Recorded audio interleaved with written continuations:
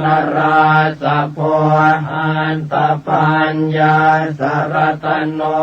อาทิตโยววิโรจติวัสสะสัตสหัสสานิอายุตัสสะมเหสิโนโสปิปุณโตการุณิโกสัทธาโสติงกโรตุโนอัตถาสิติรตโนเปโทนารโทสัมปตามโตนิรันตรังติวาราติงโย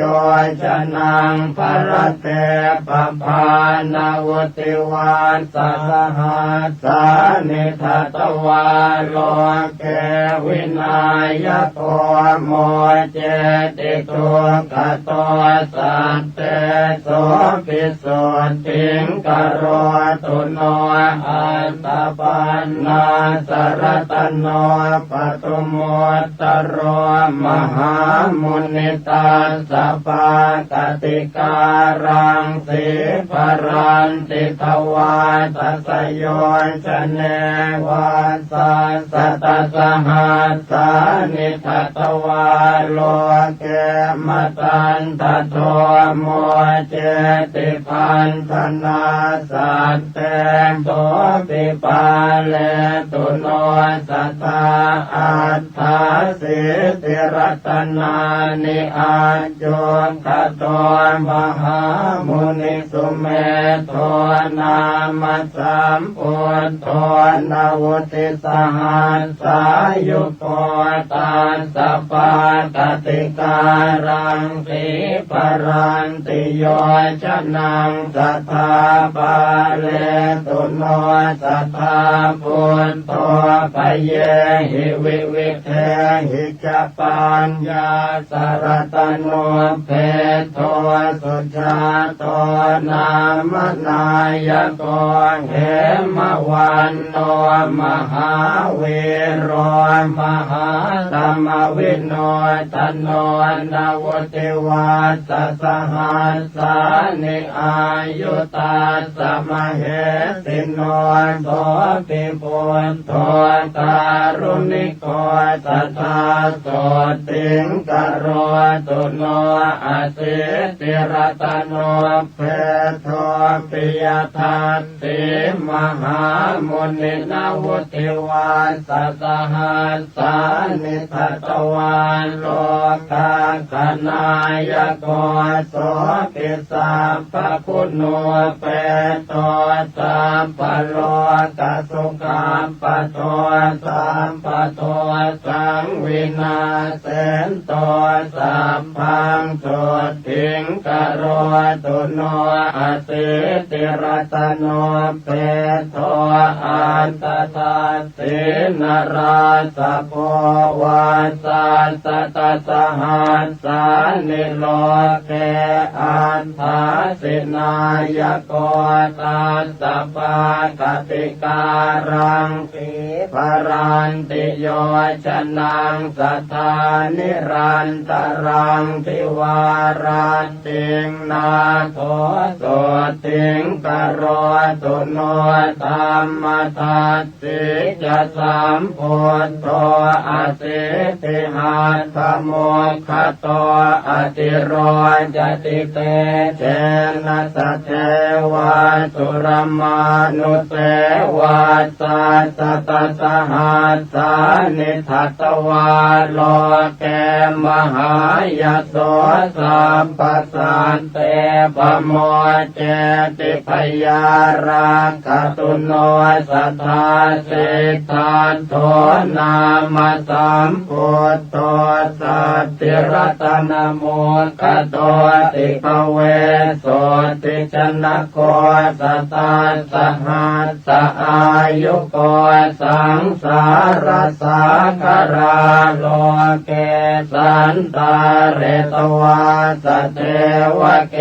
นิพพาเปติจโยสันทาสัทธาสุติงกโรตุโนสันติรัตนโมเปโตติโสโรกักนายโกอนุปโมอัสสทิโสอตุโลอุตตโมชิโนวาสัสสะสหัสสานิอายุตัสสะมะเหสิโนอารกยัญจะมหาสุขังโหตุโนตัสสะเตจะสาอัตตปันนาสรตโนปุตโตโลกากนายโกจะนำผู้จังวิโรเทนตัวนิพพาเป็นตัวสัตเทวเกณวุติวาสสหัสสานิตตวานโลเกมหายโสอุตตรันตัวพหุสัตเตสัทธาโสติงกโรตุโนอสิติรัตโนเปโตวิปัสสิโลกนายโกปภานิทาวเตตาสสมันตาสัตตโย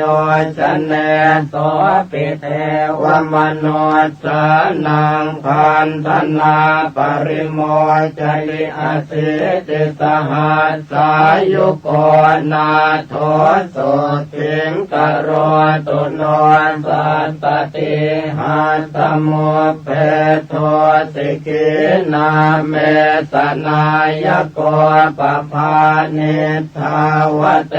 ตาสสมันตาโยชนาตเยโสปิอตุลโยสัมพุทโธสัตตติสหัสสายุโกกโรตุโนมหาสันติงสุขิตาจะมยังสัทธาเวสสปุณามสัมพุทโธเหมรูปสัมโมปโมสันติรัตนโมเปโทสันติจะสหัสสายุโกพระมเทวมโนเส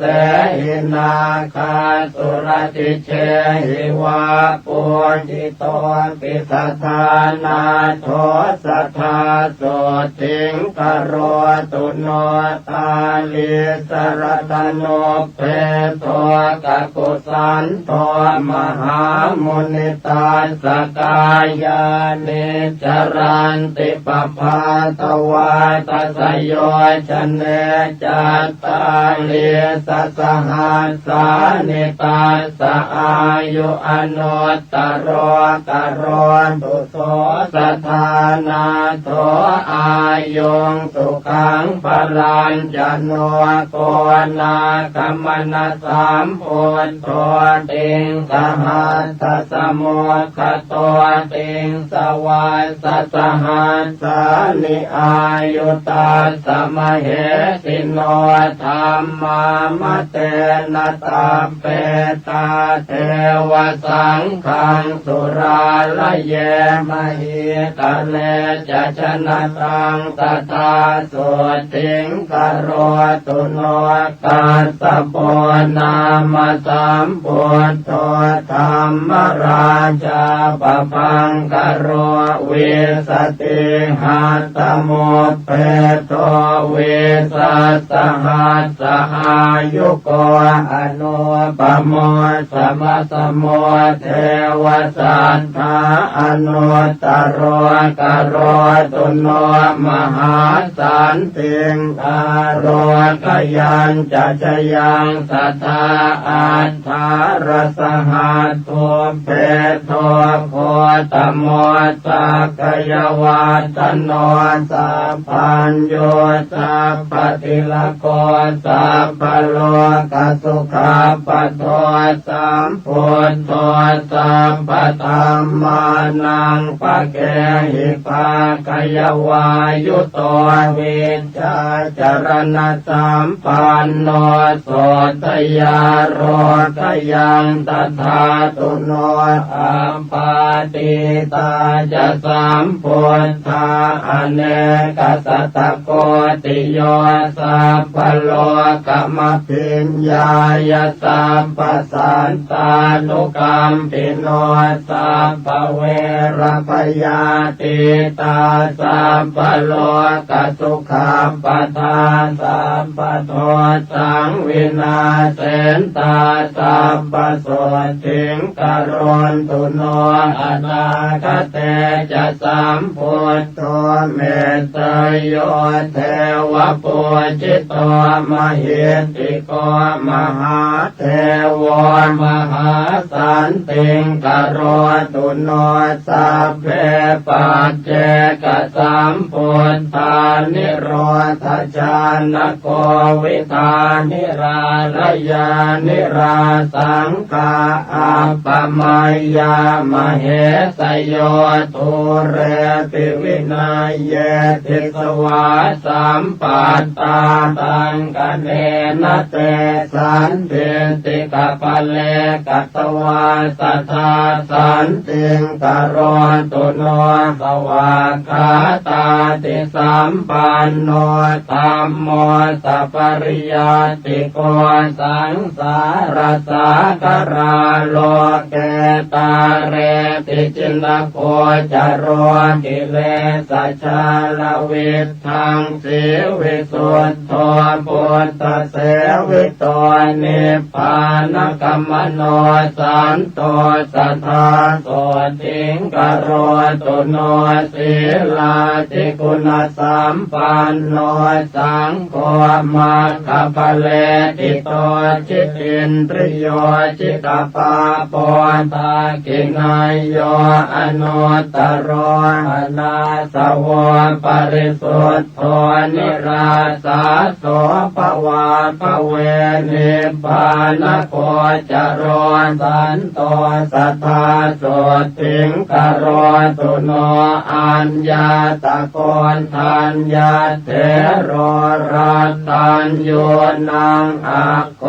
อาหุธรรมจักกาภิตมโยสัทธาโสติงกโรตุโนวาปัสเถโรมหาปัญโยมหาตมวิโนทโนมหาสันติกโรโลเกมหาสันติงกโรตุโนภัตติโยภัตตติโลจตากินัยโยอนุตตรโรโลกัสสจริโตเถโรสัทธาโสติงกโรตุโนมหานามโมมหาปัญโยมหาธรรมวิทูสุโตมหาขีนาสวะเถโรมหาสันติงกโรตุโนอันตจิตเถโรมหาปัญโยจิตตมาโรจิตินทริโยจิตตปัญจติโกโลเกสัทธาโสติงกโรตุโนอนุปปิกทังสุตวายโสเอกากมานะโสอาคธรรมมโนปัตโตโสทาโรคยังตถาตุโนจัตวาติกาจะปัญญาสเถรังกิสหายกาปัตตวานปรมังสันติงสัทธาโสติงกโรตุโนเยติงสัพพัทธวาคิยาโรเปนาตุระวันนิโนขีนาสวาวสิปุตาเตกโรตุอนามยังอุรุเวลกาสโปปิมหาปริสานโมตตโมตปิโตอาคาธานามิสัทธาโสติงกโรตุโนโยนติกาสปัตเถโรปุ ปุญญาเกโตอนุตตรสสังโฆศีลสัมปันโนตัสสะโสติงกโรตุโนธัมมปัจจลิโตสันโตโยเทโรขยากัสสะโพสังยุตโตภวนิเสเหสทาโสติงกโรตุโนโตกนาทังสเปตวานปัญญวันตานปานินางปัญญายสาลิโอตัสสกลังนาคติโสลสิงสาลิโอตมหาปัญโยปัตโมอาคสาวโกธรรมเสนาปฏิเสธโทสัทธาโสติงกโรตุโนปาทังกุลิกมัสเตนะเวชยันตปกรรมปโนปัตวิงมหาติงสัพพังสมัสโสปริวัติตุงโมกัลลาโนมหาเถโรทุติโยอาคสาวโกอิทธิมันตานังโสอาโคสัตตาโสติงกโรตุโนมหากัสสปัตเถโรปิโอตัสสะกนากันนิโพตุตะกุณากนิกิตโตตติโยสัตตุสาวโกอรัญญวาสาปิระโตปังสุโกรัตโรมุนิสุขตัสสะสนตโรสัทธาโสติงกโรตุโนอาปาติหานาปาติยาสเตกิจจายโกวิโตวินัยเยอาคเนกิตโตอุปาลิสัตตุวันนิโตวินัยเยปารมิปัตโตวินัยโคจโรมุนิกโรตุโนมหาสันติงโสทยาโรขยังตถาตุโนอนุโรธปมหาเถโรเทปจักขุนโมตตโมยาติเศษโตภะคะวะโตโสทยาโรขยังตถาตุโนโอจากุริกานังอาโคปติโยสุสมาหิโตกาลิโกทายาปุตโตจัตตาโสติงกโรตุโนอานันโตปุตตุปัฏฐาโก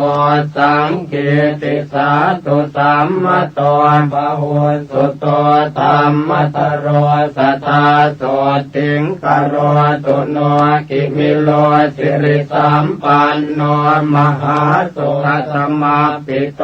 มหาขีนาสโวจาโตมหาสันติงกโรตุโนครุวาสังวติตวานปัสสันโนพุทธศาสเน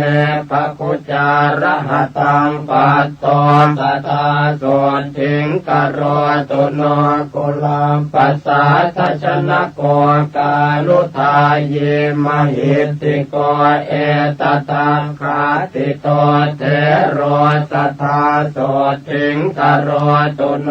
เตโตธรรมกติกานังเป็นนางเวทานปารโกปุณโนมันตานิยาปุตโตเทโรโส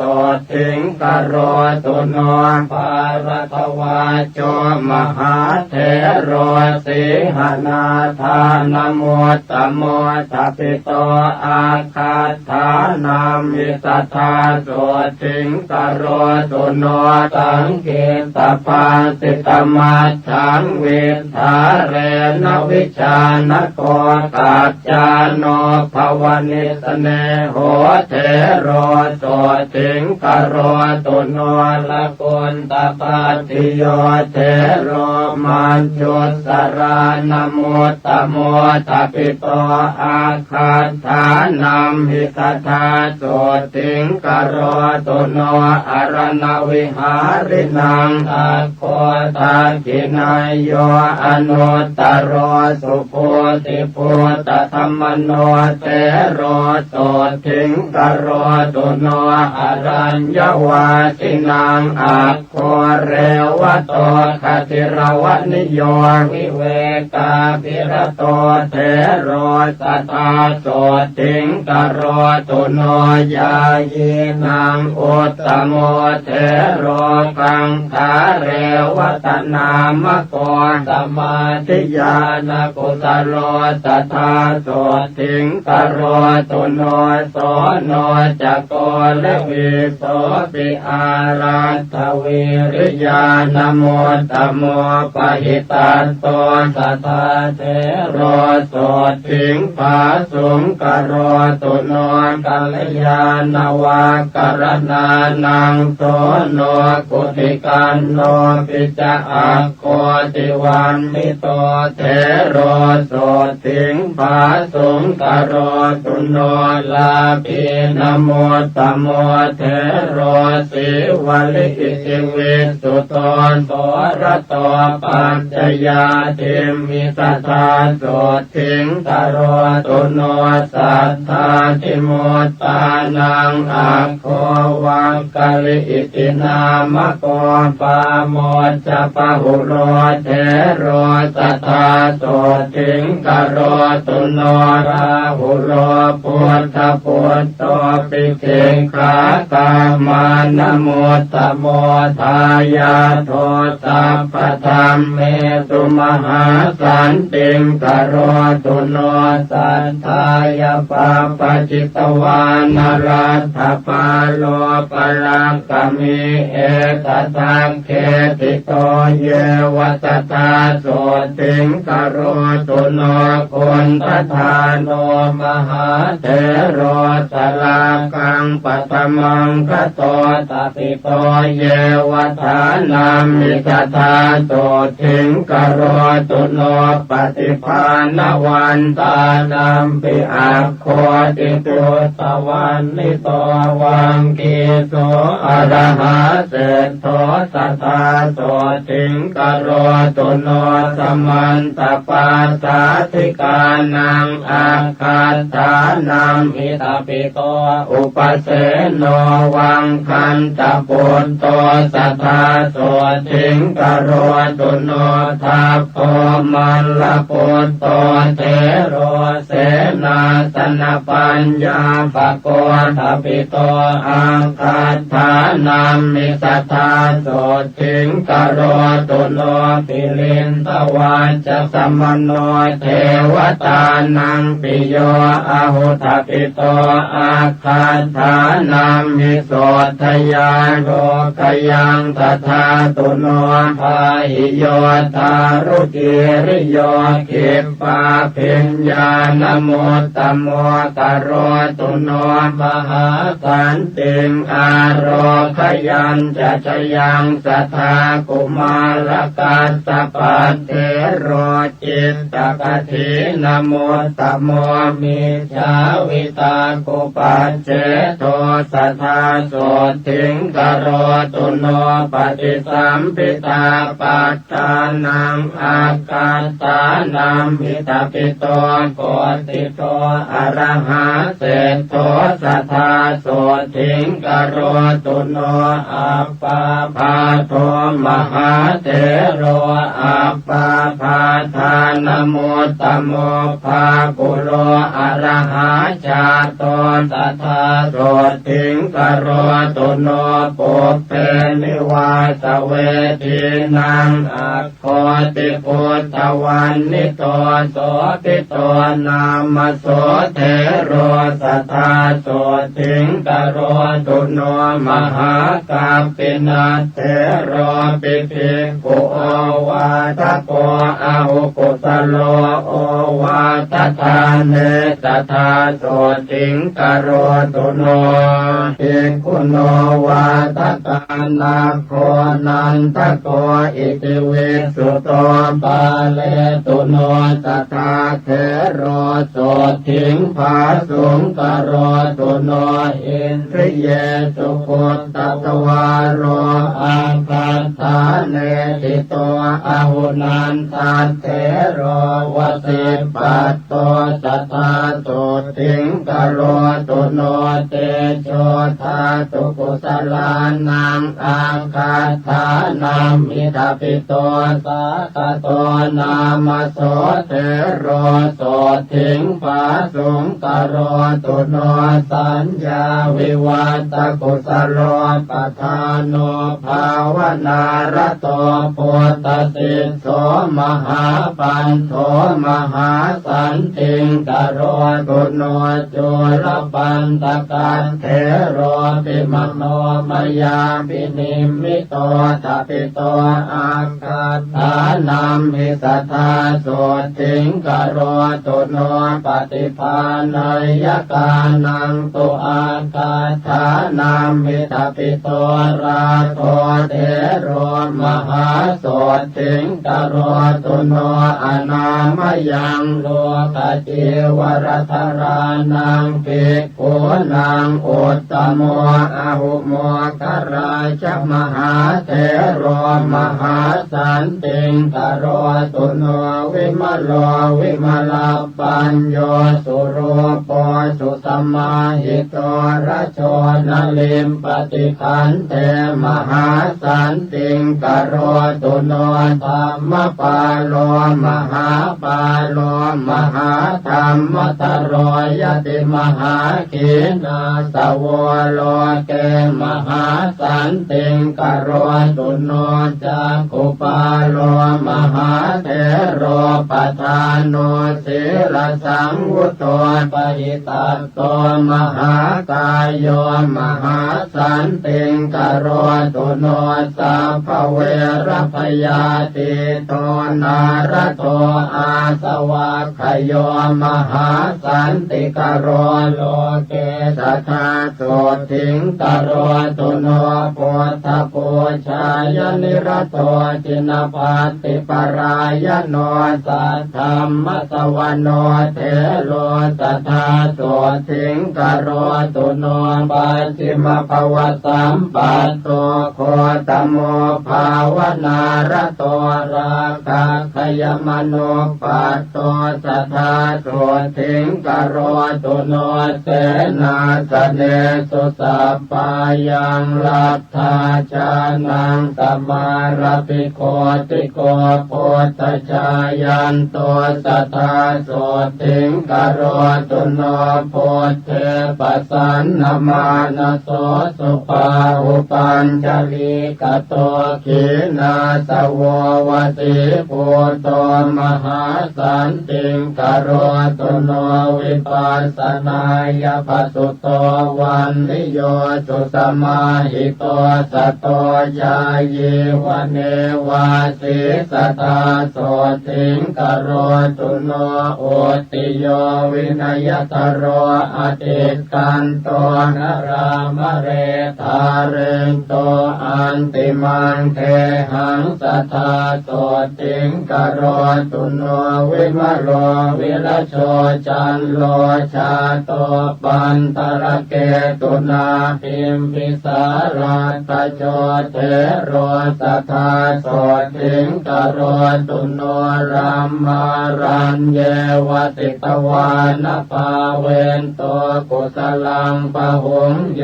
คังเขมมโนปัตโตสัพพิโยสันติงกโรตุโนปุเพนิวาสังจานันโตเทปจักขุวิโสทโนนาคิโตระระหังปัตโตโสทยาโรขยังตถาตุโนปาติโมกัมมโนปัตโตวิจโยรัญญโคจโรลาภาลาภิตถาสังสีสัทธาโสถิงกโรตุโนตัณหาชตังวิชเตตวาวัตเตตวานวิปัสสนังสังกราคิโตมหาเถโรมหาสันติงกโรตุโน โนอรัญญวาสาปิรโตภวเนติสมุหโตธัมมานังปารมิปัตโตอุตตโรปาตุโนภยาปุเปปุญญานิกัตวานะปุปโยคังสมารปิอุสโพระหตังปัตโตสัทธาโสทิงกโรตุโนสมาปันติสมาปันโนจรปิญโยมหิติโกสิวโกพุทธชายันโตสัทธาโสทิงกโรตุโนสัตตาริยธโนเทโรตนิโยธัมมสาคโรวันตสังสารคมโนสัทธาโสทิงกโรตุโนปัญจขันเตปริญญายภาวยิตวานเนปุติงปัตตวานปรมังสันติงโพธิโยปาตุโนภยาอุปนิสยสัมปันโนอุจจโยปุตตมามะโกโลกาตปสุโตเทโรสัทธาโสทิงกโรตุโนปุตตาปัสสะทสัมปันโนปะปะเจกินัสสาสเนสัญจโยนามโสเทโรสัทธาโสทิงกโรตุโนมารัญจโยมหาเทโรรามเนยโยมหิตติโกนิพพานานินนจิตโตโสสัทธาโสทิงกโรตุโนอุปปาปัญจปุญญัญจเวติวัตโตอนาสวเวรัตเถโรระหัปปัตโตสัทธาโสทิงกโรตุโนปุณณมาสมหาเถโรปังสุโกรัตโรยติปุปปกิจจวิติงกัตตวามหาสันติงกโรตุโนปัญจทินโนปัญจจโหปัญจจุตตริภาวโนปัญจสังฆาติโคเทโรสัทธาโสทิงกโรตุโนโพเปราคังวิจารเรนโตจินปันติปรายโนเทลันทสิโสวังสัทธโรสัทธาโสทิงกโรตุโนปัญโยปันนานิอภโยนิกันตินาติชีวิเตอจิโตโสมหาเถโรมหาสันติงกโรตุโนวิวัตเนสเยปุญเยกัตตวาสัมพุทธปฏิมาคุลาเถโรระหัปปัตโตมหาสันติงกโรตุโนวิปัสสิธรรมทายาโทเถโรนิโครธนามโกนิปานากรรมสันติโทสัทธาสันติงกโรตุโนติโสเวจาอนุปัตโตสุขันโทนามโสระหาสัพพปะปะปริขีโนสัทธาโสทิงกโรตุโน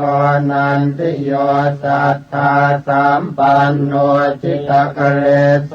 มหาเถโรอภิญญาปารมิปัตโตสัทธาโสทิงกโรตุโนกิเลสาชาปิตาเยนะจิตธรรมรเตนะโสธรรมาระปุตตวิมโรสัทธาโสทิงกโรตุโนเทวโลกมนุสเสสุอนุพุทธวาวิโพติโยติสัทเทโรมหาปุตโตมหาสันติงกโรตุโนสุวิมุตโตมหานาโคติหิวังเกหิมุตตะโกสุมังกโรมหาเถโรมหาสันติงกโรตุโนนิราคโรนิราสาโสมลคีรวิโสทโนวิเวกาปิรโตโคโตสัทธาโสทิงกโรตุโนปวิเวกมโนปัตโตกิริมานันทนามโกภาเวนโตกุสเลธรรมเมสัทธาโสทิงกโรตุโนโพต ศาสนามารัตโตสมิติภาวนารัตโตสมิติคุณสัมปันโนสัทธาโสติงกโรตุโนอาราจิตจิโนสันโตโชติเถโรมหาระหาวิมุตโตสัพพสังสาราสัทธาโสติงกโรตุโนเสนาสนานิปันตานิเสวันโตชานมาราปิชรพิญโยมหาจุนโทสัทธาโสติงกโรตุโนชันนาเทโรสหชาโตสุนันโตชินสาสนังโยกะเขมมโนปัตโตสัทธาโสติงกโรตุโนเมขิโยปุตโตปัฏฐาโกชินปัตติปรายโนมิจฉาวิตากุปัจเจโตสัทธาโสติงกโรตุโนอุปวานโนมหาเถโรมหากายโยมหาระหามหิติโกมหาเตโชสัทธาโสติงกโรตุโนสังกิโยโจรธรรมโนสัพพสังโยชนะขโยปาเลตุโนสัพพพยาโสทยาโรขยังตถาตุโนปัญหาพยากรเนเจโกเมตตาชานรโตยติโสปาโกปายสัมปันโนสัทธาโสติงกโรตุโนเขตสัมปัตติสัมปัตโตวัฏฐมาโนวโสตินาสุมโนอรหาจาโตสัทธาโสติงกโรตุโนปิโยเทวมนุสสานังสานุเทโรปโหตุโตเมตตาญาญิตโมคาติสัทธาโสติงกโรตุโนโยจะปุเพกตังปาปังกุสเลนะปิติยติอังคุลิมาโลโสเทโรสัทธาโสติงกโรตุโนวิปัสสนาตุราเยปิเถราสมัทยานิกาขีนาสวามหาเตชะมหาตมวิโนทนาชานิกาชานิกาเยปิธรรมาภิสมยาทโยสัพเพโสติงสัทธาเทนตุชยมาโรคยมายุโนราตัญญูนังภิกขุนีนังโคตมิจินมาตุชาทปิตาอาคาธานามิสัทธาโสติงกโรตุโนมหาปัญญานมัคคันธาเขมาเทริติปาตตาสาวิกาปุตตเศรษฐาสัทธาโสติงกโรตุโนเทริอุปรวันนาจะอิทธิมันตินะโมตมาสาวิกาปุตตเศรษฐาสัทธาโสติงกโรตุโนวินัยทารีนังอัคคาปตาจาราติเวสุตาทปิตาอาคาธานามิสัทธาโสติงกโรตุโนธรรมกติกปวราธรรมทินนาตินามิกาทปิตาอาคาธานามิสัทธาโสติงกโรตุโนชายิกานังภิกขุนีนังนันทาเถริตินาเมสาอาคาธาเนติตาอาหุจธาโสติงกโรตุโนอาราธเวริยานังอาคาโส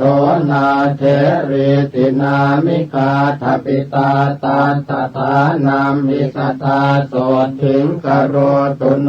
ทิปจักขุปานังอาคาภคุลาอิติวิสุตาวิสุตตนยนาสาปิสัทธาโสติงกโรตุโนกุณฑลเกสีภิกขุนีจิปปาปิญญาณมุตตมาทปิตาเยวทานามิสัทธาโสติงกโรตุโนเทริภัตตกาปิลานิปุปปชาติมนุสสริตาสังเยวภิกขุนีนางอาคาโส ถิงกโรตุโนเทเรตุปัสสกัจจานามหาปิญญาณมุตตมาชิเนนะสุขทุกขังสาสตาโสถิงกโรตุโนโลกจิวรธาเรนังอัคคากิสาปิโคตเมตปิตาอาคาธานามิสัทธาโสถิงกโรตุโนสิงคาลมาตาภิกขุณีสัตตาทิมุตตานมุตตมากโรตุโนมหาสันติงอโรกยัญจะสุขังสัตตาอัญญาภิกขุนิโยสัพพานานาคุณตราภะหุปาเลนตุโนสัพพปยาโสกโรคาติสัมภวาโสตาปันนาทโยเสขาสัทธาปัญญาศีลาธิกาภาคโสกะเลสัทหนาสัทธาโสถิงกโรตุโนสุมาโนสุมาณจโรอรวาเลระปัสสะโกจัมเปยโยมุจลินโทจะกัมปโลปุจกิจโรกาลนาโกมหากาโลสังฆปาโลมโหทโรมณิกันโทมณิอาคินันทนาโกปนันทโกวรุโนตตรัสโทจะกุงคุวิโลปลาละโกจิตรนาโกมหาเวโรจัพยาปุตโตจะวาสุกีการหาโคตโมปุจกินโทอังคิโตมัสสิโกตถาจุโลตโรหะอิจัตโตนาคาเอราปทาทโยอาสิวิสาโครวิสาเยสัพเพนยนาวุธาจรัสภาวาทลัสภาวาปัปปะเตยานาทิจารากโรนตุโนมหาโสถิงอายุมาโรกิยังสัทธานิจจามตันนิกาเปตาอุสุสัตติจโรมกามังสปินทาทโยเปตาเปตาเวมานิกาทโยปาเลนตุโนสัพพปยาสัทธาเตสุขิโนสัทธาเยปหาราตสัมปรภรยาสุรคนาจะเยเวปจิตตาสุรคนาจันทาสุรคนาทโยสัพเพเตติมหาเตชะภูตยากนิวารณากโรนตุโนมหาโสถิงอโรคยัญจะจยังสัทธาเย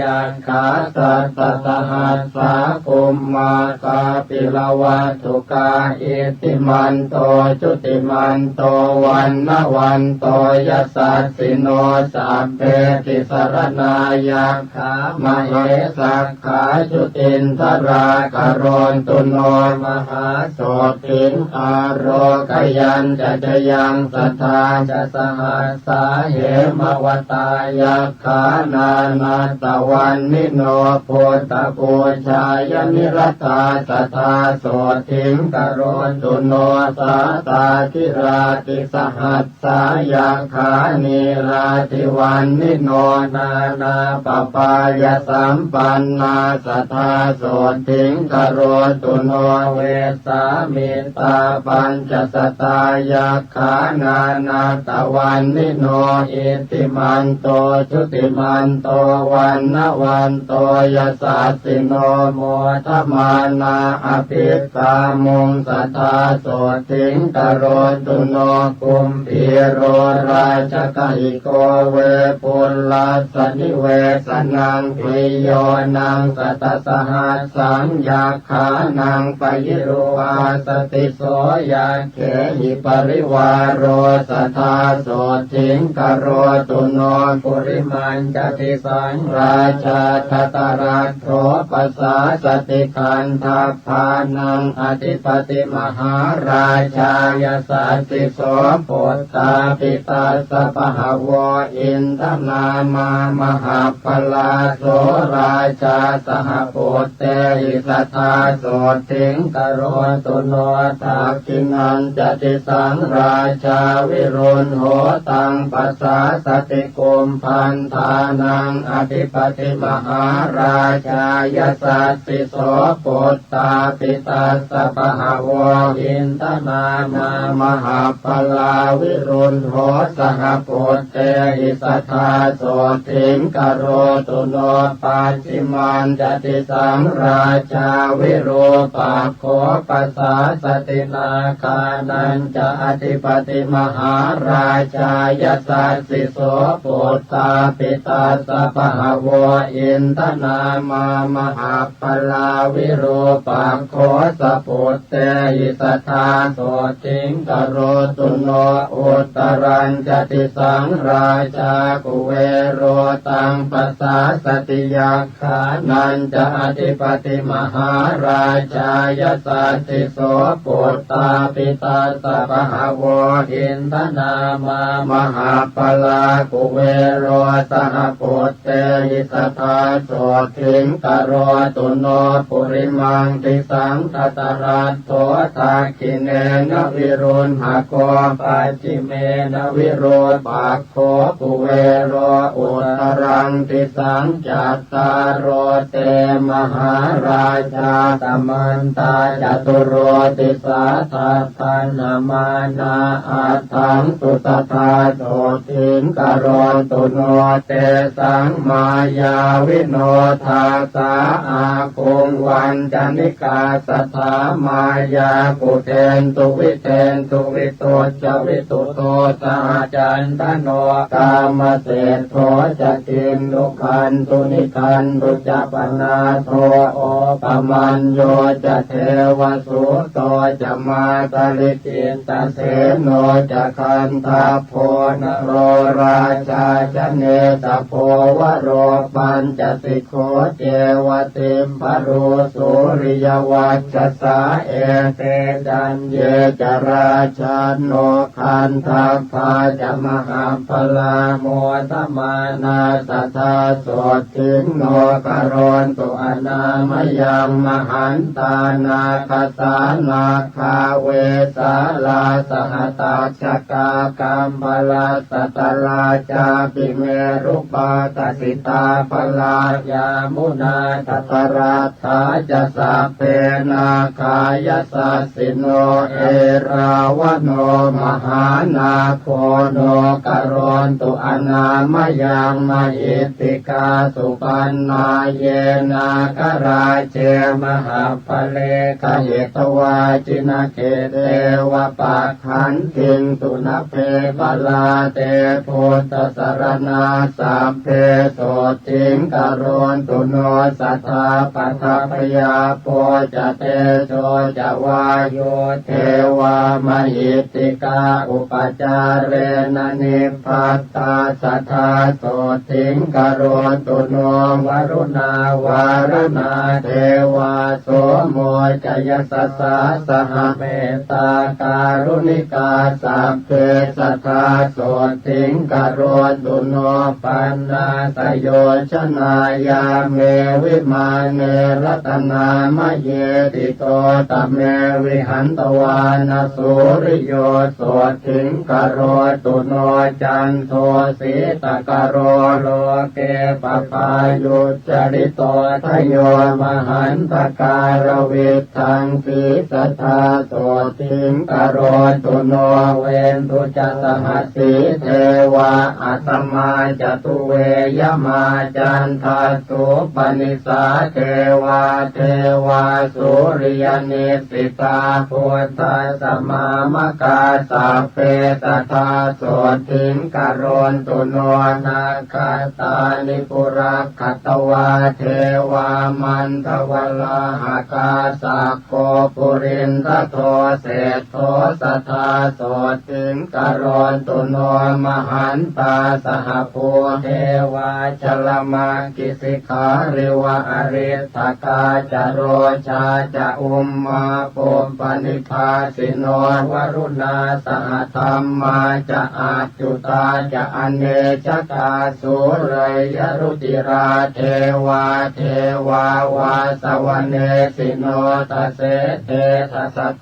กายาสัทธาโสถิงกโรนตุโนสมานามหาสม มานามานุสามานุสุตตมาจิตตาปโทสิกาเทวาเทวามโนปโทสิกาอัฏฐาปิหรโยเทวาเทวาโลหิตวาจิโนปารคามหาปารคาสัพเพเทวายสัสสิโนทัสเสเตทัสสะกายาสัทธาโสติงกโรตุโนสงกากรัมภาอรุณาอาคุงเวคณสาสังโอทาตะไคหาปาโมกขาอาคุงเทวาวิจักขณาสัทธามันตาหารคชามิสกาจยสัสสิโนธนยังอาคปัญชุนโนโยติสาสววิวัสสติกเสเตตัสทากายาสัพเพนานาตวันนิโนอิติมันโตชุติมันโตวันละวันโตยสัสสิโนโมทมานาจินทานาตถาโสติงกโรตุโนโลกตาตุสหัสเสสุตตัสเววะสมันตโตเทวาทโยปานคณาสัทธาโสติงกโรตุโนเทมิยาการตกายาจัโชตินามามหิติกาลัมพีตกาลามเศรษฐาสัทธาโสติงกโรตุโนชลัทธาจักรัตถันเยเทวากาสัตตกาทโยยากคันตาปกุมพันธาปิสาจาเยมโหรคาเมตจิตตาจะสัพเพเตโส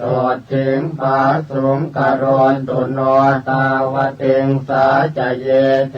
วายามาเทวามหิทธิกาตุสิตาจะมหาเทวานิมมานรติโนมราวสวัตติสุรติโน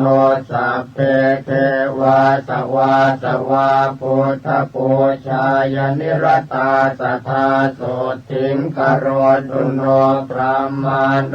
ปาริสัชชาจะเยจะพระมปุโรหิตามหาพระมาจะสัพเพเตปัตมัชฌานสันติโนเมตตาวิหาริโนสันตาสัมพุทธัสสะปรายนากโรตุโน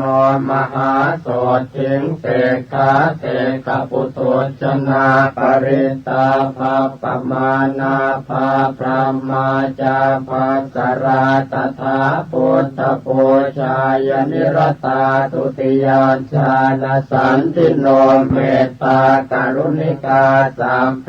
ตาปัสสันตหิเตสิโนกโรตุโนมหาสันติงโสติมาโรกยมายุวังปริตตสุภาพระมาโนอัปปมาณสุภาจะเยสุภกินหาจะพระมาโนตติยาชาณสันติโนปปายปรณาโลเกพุทธชานรตาสัทธาอหิงสาสัพพสัตเตตุสัทธาสันติงกโรตุโนเวหะพลาปิพระมาโนจตุทัชชานสันติโนเสกปุถุชนาเสกขากถาสันติงกโรตุโนสัมปัตติยานะหายันติพระมาโนจินสาวกาอวิหานามกาสัพเพสัทธาสันติงกโรตุโนอัตตปานามพระมาโนจตุทัชชานสันติโนพระมวิหาริกาสัพเพโสติงภาสุงกโรตุโนสุทัสสานามพระมาโนพิรูปาชานโพธิโนอปุนากัมปนากาเม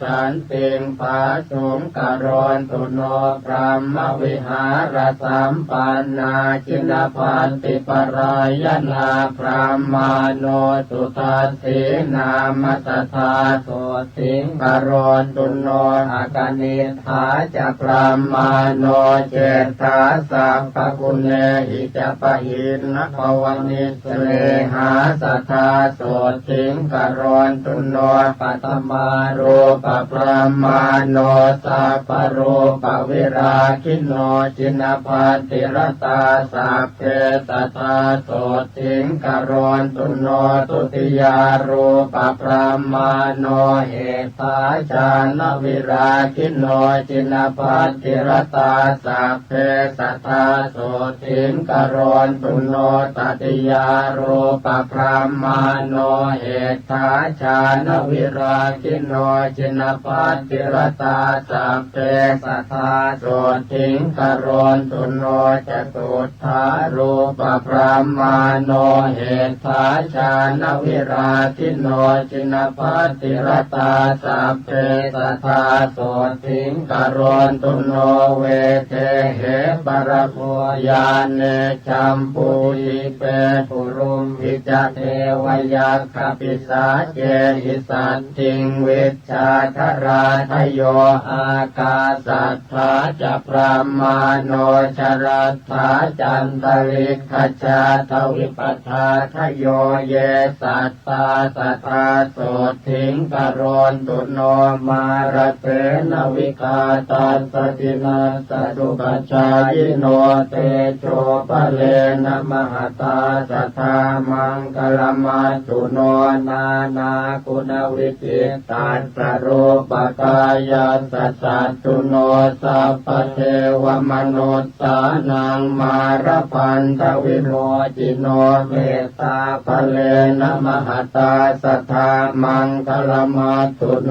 สัพพัญญุตาธิกายาสัทธรรมกายาสัสสะตุโนจักขาทยโคจรัสสาปิโคจรัสเสวะภูริยาเตโชปะเลนะมหตาสัพพมังคลมัตตุโน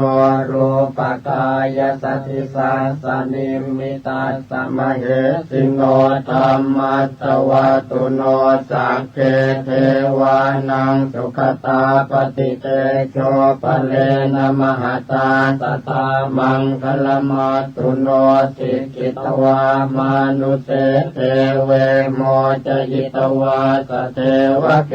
สังขาเรปัจจหันตัสสเนพุตัสสะมะเหสิโนมหันเตนานุภาเวนัสสัพพมังคลมัตตุโนจตุราสีติสหัสสะธัมมาขันธัสสะเตชัสสานวังคัสสาสนัสสะปินวโร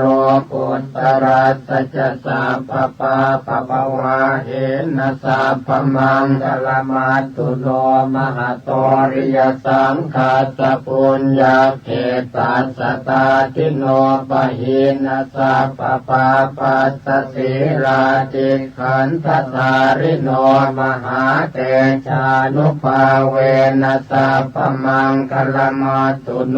ปาตาเลภูตลากาเสเทวยัคขปิสาจกาวิชชาตราจคันทัพพานาคกุมพันธรักขสาสัพเพสมานุภาเวนะสัพพมังคลมัตตุโนอิเจวะมุปปาตสันติงโยวัฏยสุนัยวาวิเชยสัพพปาปานิวุฒาตัญจะภวิสสติสุ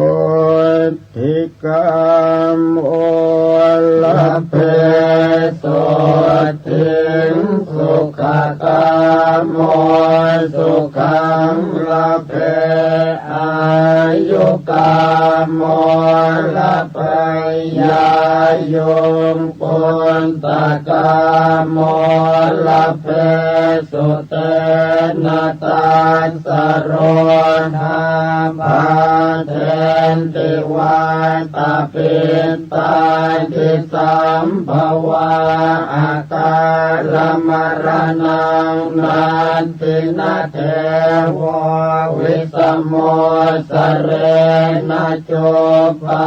ตปยา ยังตัสสะโน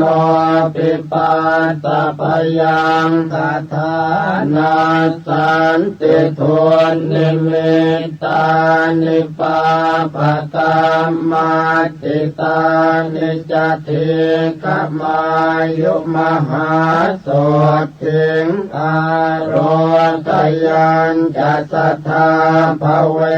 โยสุตวาปิมหาสันติงสังฆามังปวิเส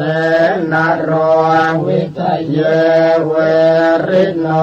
สัพเพนัสสัจเจหยภิกขุยะเตสัพพทานาปเตปิติงวิปัสติงนาวคาหติโรเกหินาภิกขุยะเตสวัสตุหิวิวัตเตยัตระเทเสวะโกวะกามปัญหาการะกัสสะทโยอุปปาตสันติโกเสนะสัพเพสันตสมันติเตยโมทิสวัตเตสันติงสัจจิวันจาปยชีวิตังโสโมจเตมหาทุกขาปปปติสุขติงสัตตาเทวันทานเนนะกะเรวานิจจโมปายตัสสันติยาปาลกาเทวราชโนเตจสิริวิวันตนาปัตตปยาปาติสัญญาตาอุปปาตาจันตะเลกะจาอินทาติจานิตุมปาตาปาปะกรรมสมุติตาตาภมปาตาวินาสันติเตชะสุปาตสันติยานติทุกขปัฏฐานยานิทุกขพยาปัฏฐานยานิพยาโสกปัฏฐานยานิโสกโหนตุสัพเพติปานิโนเอตาวตาจะอัมเหหิสัมปตังปุญญสัมปทังสัพเพเทวานุโมทันตุสัพพสัมปันติสิทธิยาทานังตถานตุสัพพายสิรังรักขันตุสัมปทาภาวนาภิรตาโหนตุกัจจันตุเทวตาคตาสัพเพพุทธาภลัมปัตตาปัจเจกานันจะยังพลังอรหันตานันจะเตเชนรักขังพันธามิสัพพโสภวตุสัพพมังคลังรักขันตุสัพพเทวตาสัพพพุทธานุภาเวนัสสัทธาโสทิ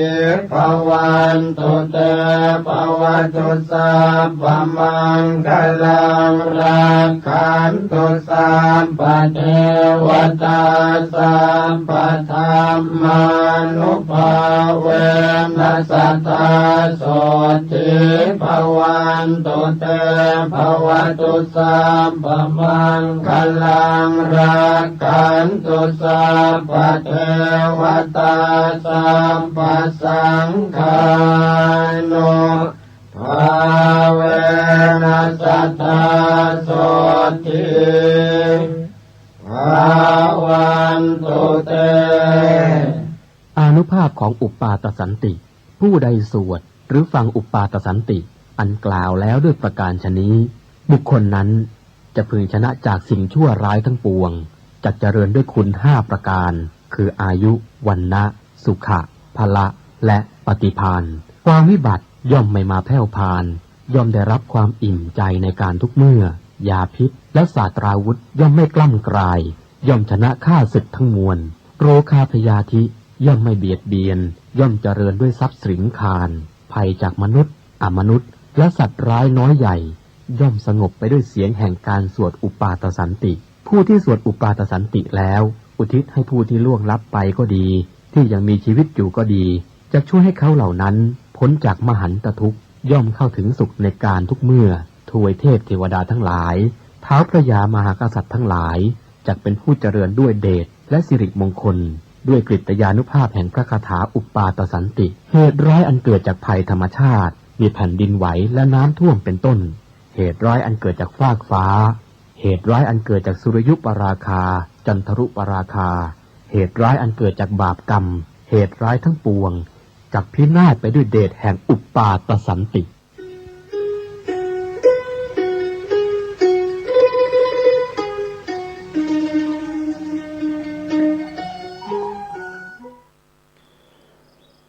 ขอกราบถวายความนอบน้อมแด่พระรัตนตรัยถวายความเคารพพระมหาเถระพระเถรานุเถระทุกท่านขอเจริญสุขญาติโยมสาธุชนที่กำลังติดตามรับฟังรายการจากสถานีวิทยุแห่งนี้ทุกท่านขอนำท่านผู้ฟังเข้าสู่รายการคดีโลกคดีธรรมพบกันในวันนี้วันแรม11 ค่ำเดือน5วันนี้ตรงกับวันจันทร์ที่13 เมษายนพระพุทธศักราช2569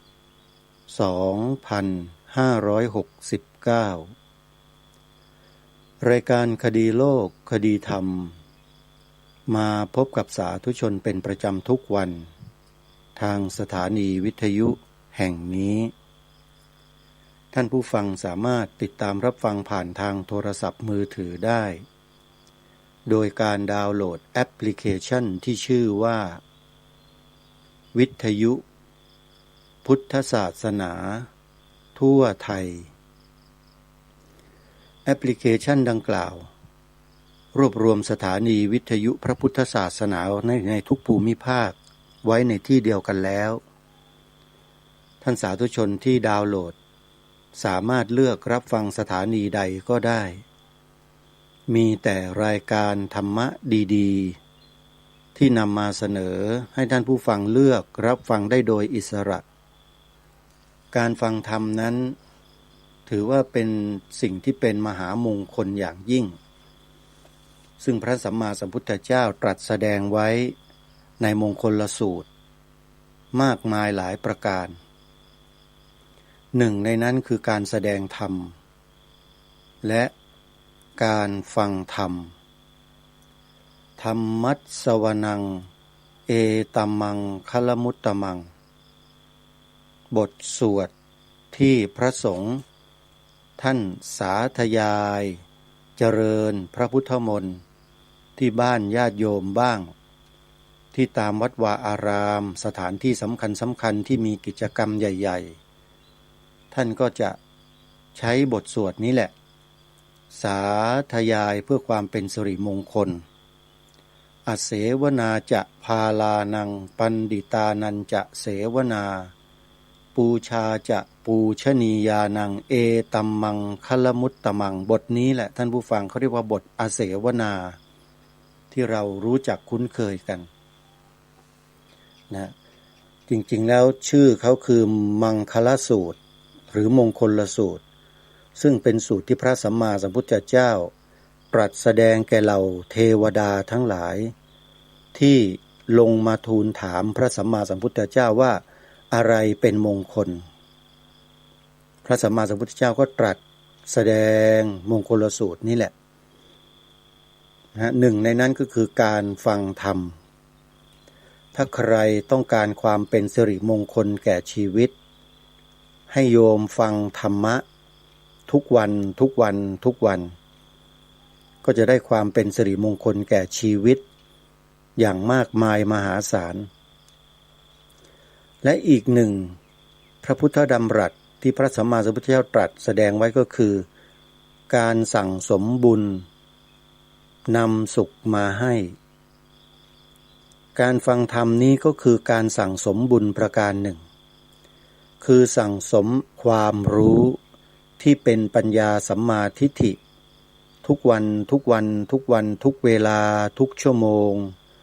ก็จะได้เป็นความเป็นสิริมงคลหรือบุญกุศลเพิ่มพูนในใจของเราเรื่อยๆยกตัวอย่างอาตมภาพเนี่ยท่านผู้ฟังชอบฟังธรรมะฟังไปก็พิจารณาตามที่พระท่านพูดท่านแสดงท่านกล่าวท่านอธิบายไปฟังทุกวันทุกวันทุกวันความรู้มันก็แตกฉานไปแตกฉานไปเข้าใจไปเหมือนกับการเรียนธรรมะก็เหมือนกันก็เป็นสิริมงคลการเรียนก็คือการฟังนั่นฟังพระอาจารย์ท่านอธิบายในชั้นเรียนพอเราไม่เข้าใจตรงไหนเราก็ถามท่านเป็นสิริมงคลธรรมสากัจฉาเอตัมมังคลมุตตมังการสอบถามการตอบธรรมะถามตอบธรรมะก็เป็นมงคลสูงสุดเช่นเดียวกันอยู่ในมงคลสูตรด้วยคือธรรมสากัจฉาการถามการตอบธรรมะพระสงฆ์ในประเทศไทยเราจึงพยายามที่จะนำความเป็นมงคลมามอบให้กับบรรดาญาติโยมพุทธบริษัทของเราอยู่เป็นปกติทุกวันพาญาติโยมทำบุญสร้างกุศลตลอดพระหลายรูปพาบรรดาญาติโยมปลูกป่าเพิ่มพูนพื้นที่ป่าขึ้น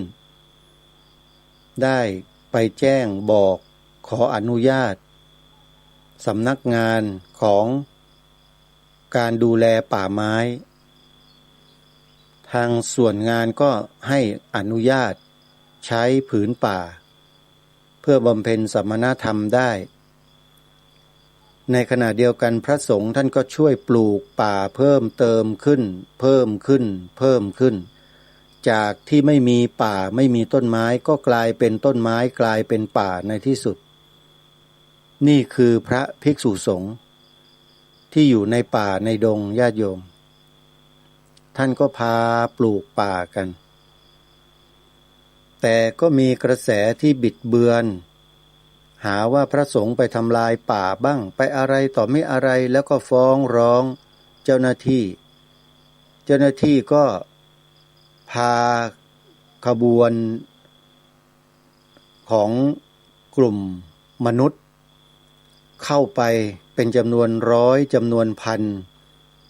เพื่อไปตรวจสอบว่าบุกรุกป่าหรือไม่อะไรต่างๆที่มันเกิดขึ้นเหล่านี้บ่อยครั้งมาก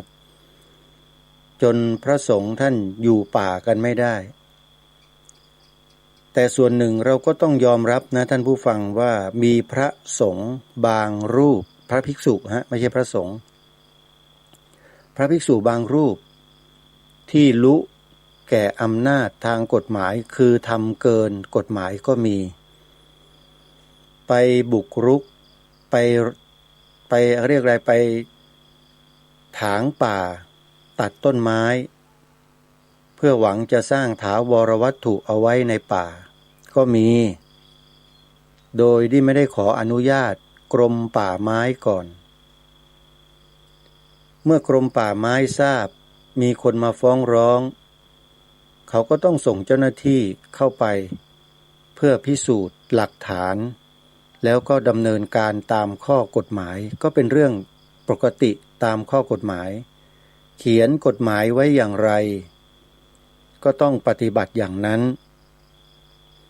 โดยเฉพาะอะไรที่เกี่ยวกับพระกับสงฆ์เนี่ยกฎหมายก็ดำเนินการง่ายแต่ถ้าอะไรเกี่ยวกับพ่อค้าอิทธิพลคนมีอำนาจใหญ่ๆโตๆกฎหมายก็ดำเนินการยากเหลือเกินก็เป็นอย่างนี้แหละท่านผู้ฟังธรรมดาของโลกโลกียวิสัยก็จะเป็นอะไรในลักษณะเช่นนี้เป็นเรื่องธรรมดาเมื่อเรารักที่จะอยู่กับโลกใบนี้เราก็ต้องรู้จักโลกด้วยว่าโลกนี้มันเป็นยังไงแล้วถ้าหากเราไม่มีใจเข้มแข็งอดทนต่อสู้ยืนหยัดมั่นคงเราก็อยู่ไม่ได้เราก็อยู่ในโลกนี้ทำอะไรต่อไม่อะไรก็ทำไม่ได้เพราะเราไม่ทันโลกพระสัมมาสัมพุทธเจ้าทรงอุบัติขึ้นมาในโลกก็เพราะพระองค์ต้องการให้มนุษย์ในโลกนี้มีความเฉลียวฉลาดมีความรู้เท่าทันโลกแล้วก็จะอยู่กับโลกนี้ไปได้อย่างไม่ต้องเดือดร้อนใจโลกจะหมุนไปอย่างไรมนุษย์ในโลกจะเป็นเช่นไรพระสงฆ์ไทยพระสงฆ์เทศที่เป็นลูกศิษย์พระสัมมาสัมพุทธเจ้าเนี่ยจะอยู่กับโลกนั้นได้เหมือนกับแมลงที่ไปตอมกินเกสรดอกไม้แมลงผึ้งแมลงภู่เนี่ยก็จะไม่ทำให้ดอกไม้นั้นชอกช้ำแม้แต่นิดเดียวดูดกินน้ำหวานของดอกไม้ไปสร้างประโยชน์ให้กับรวงรังและก็หมู่สมาชิกที่อยู่ในรวงรังที่เป็นตัวอ่อนให้เจริญเติบโตขยายเผ่าพันธุ์ของผึ้งเหล่านั้นต่อไปพระสงฆ์ของเราก็เช่นเดียวกันทำตัวเหมือนกับแมลงผึ้งอยู่กับหมู่ดอกไม้อมรที่เต็มป่าเต็มดงอาศัยเกสรน้ำหวานในเกสรดอกไม้มาหล่อเลี้ยงตนเองและหมู่สมาชิกให้อยู่ปฏิบัติตนต่อสิ่งเหล่านั้นด้วยความเรียบง่ายและสุขุมคัมภีรภาพแมลงผู้แมลงผึ้งจึงถือว่าเป็นแมลงที่มีประโยชน์ไม่มีโทษใดๆต่อธรรมชาติทั้งสิ้นแถมยังช่วยขยายเผ่าพันธุ์ของต้นไม้นั้นๆให้เจริญงอกงามไพบูลย์ออกหมากออกผลเป็นจำนวนมากเพราะการไปดูดกินน้ำหวานในเกสรเท่านั้นแหละก็สามารถช่วยขยายพันธุ์ให้ต้นไม้ได้ให้ป่าไม้ได้มาจนถึงวันนี้ช่วยผสมเกสรต้นไม้นั้นก็ออกดอกออกลูกออกผลหล่นลงพื้นดินเป็นเมล็ดก็เจริญงอกงามเป็นต้นไม้ขึ้นมา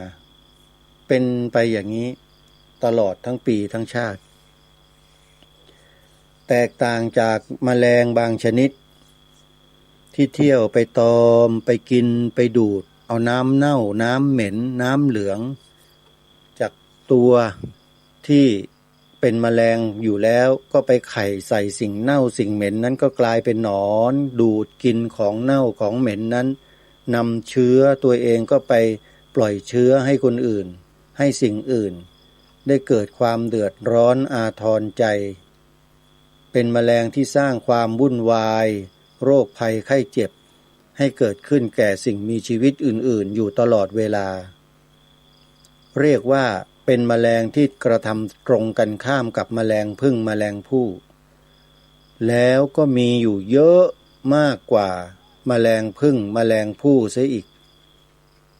ผู้คนก็ไม่ได้สนใจไม่ได้ใส่ใจหรอกเวลาจะไปตีรวงตีรังเนี่ยเขาไม่ไปตีรังแมลงพวกนี้นะมนุษย์เนี่ยไปตีรังผึ้งโยมเอาไฟไปเผาเอาไฟไปลนทำลายฆ่าผึ้งตายเป็นเบื่อเลยแต่กับแมลงชนิดที่กล่าวมาเมื่อสักครู่นี้ไม่มีใครไปสนใจไม่ไปตีมากินไม่ไปจับมาคั่วไม่มีแมลงพวกนี้เป็นที่รังเกียจของมนุษย์ในสังคมโลกทั่วโลกเลยไม่มีใครปรารถนาจะคบหาสมาคมด้วยแมลงเหล่านี้มีชื่อว่าแมลงวันญาติโยมก็คงจะรู้จักแมลงวันกันดีเนาะเวลามันบินมาตอมอาหารการกินของญาติโยมเนี่ยญาติโยมต้องรีบเอามือปัดเอามือไล่เอามือป้องไม่ให้มันเข้ามาเพราะอะไรกลัวอะไรกลัวมันนำเชื้อโรคเข้ามาในอาหารของเราด้วยแต่ถ้าเป็นแมลงผึ้งแมลงอะไรต่างๆเหล่านี้บินมาตอมเนี่ยดีใจเพราะว่าผึ้งนั้นเป็นสัตว์ที่สะอาดไม่มีโรคภัยไข้เจ็บใดๆที่จะมาปล่อยให้เราเลยมีแต่แมลงผึ้งจะไม่กล้ามาหาเราเท่านั้นแหละญาติโยมนะแต่ถ้าพวกแมลงวันนี่ไม่ต้องเชิญไม่ต้องเชื้อไม่ต้องเรียกไม่ต้องบอกมาเลยนะฮะไม่ต้องเชื้อเชิญไม่ต้องจุดธูปบอกด้วยพวกแมลงวันเนี่ยมันรู้มันมาเลยโยมแล้วเราก็ต้องคอยไล่อยู่ตลอดจุดควันจุดอะไรต่างๆยากันยุงบ้างไล่กันจ้าละวันจนกระทั่งยากันยุงนี่ทำเป็นโรงงานอุตสาหกรรมขายดิบขายดีก็เพราะต้องการมาไล่สิ่งพวกนี้แหละแตกต่างจากแมลงผึ้งแมลงผู้นะโยมไม่ต้องลงทุนไม่ต้องลงแรงไม่ต้องกังวลไม่ต้องเดือดร้อนอยู่ที่ไหนแมลงผู้แมลงผึ้งก็สร้างแต่สิ่งที่ดีสิ่งที่มีคุณค่าให้กับโลกเพราะฉะนั้นเปรียบอุปมาอุปไมยเหมือนกับมนุษย์ในโลกนี้ก็เหมือนกันมีทั้งแมลงผึ้งแมลงผู้อยู่ในโลกและแมลงวันแมลงสาบแมลงอะไรต่างๆที่นำเชื้อโรคมาติดต่อมนุษย์เยอะมากมายเลยเยอะกว่าแมลงผึ้งแมลงผู้ซะอีกมนุษย์ในลักษณะเช่นนั้นแหละที่พระสัมมาสัมพุทธเจ้าพยายามที่จะโปรดที่จะบอกที่จะสอน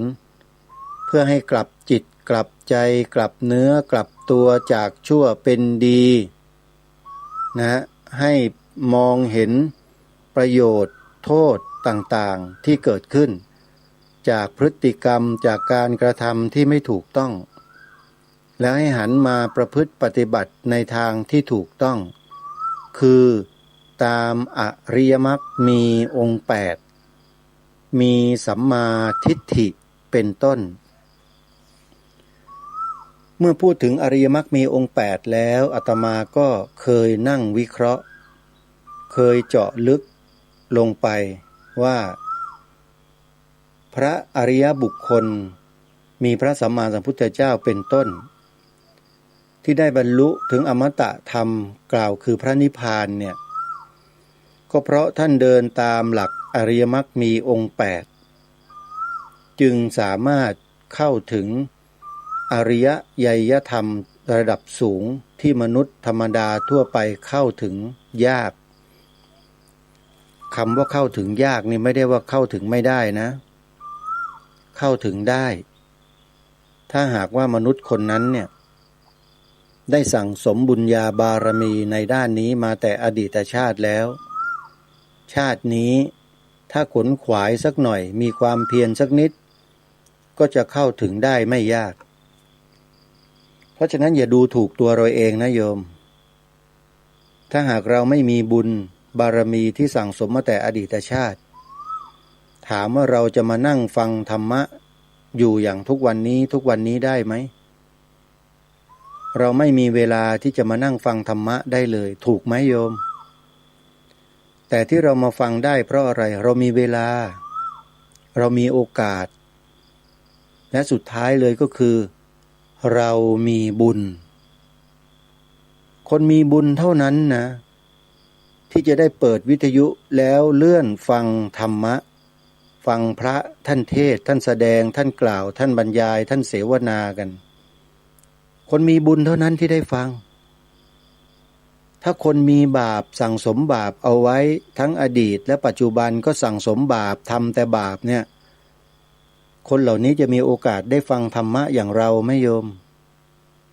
ไม่มีเป็นไปไม่ได้ impossible ไม่ได้ฟังเลยโยมเมื่อไม่ได้ฟังแล้วสิ่งที่เขากระทำอยู่ทุกวันคืออะไรล่ะสิ่งที่นำไปสู่อบายมุขไปสู่อบายภูมิทั้งนั้นเลยลองทบทวนศีล5 ข้อดูสิโยม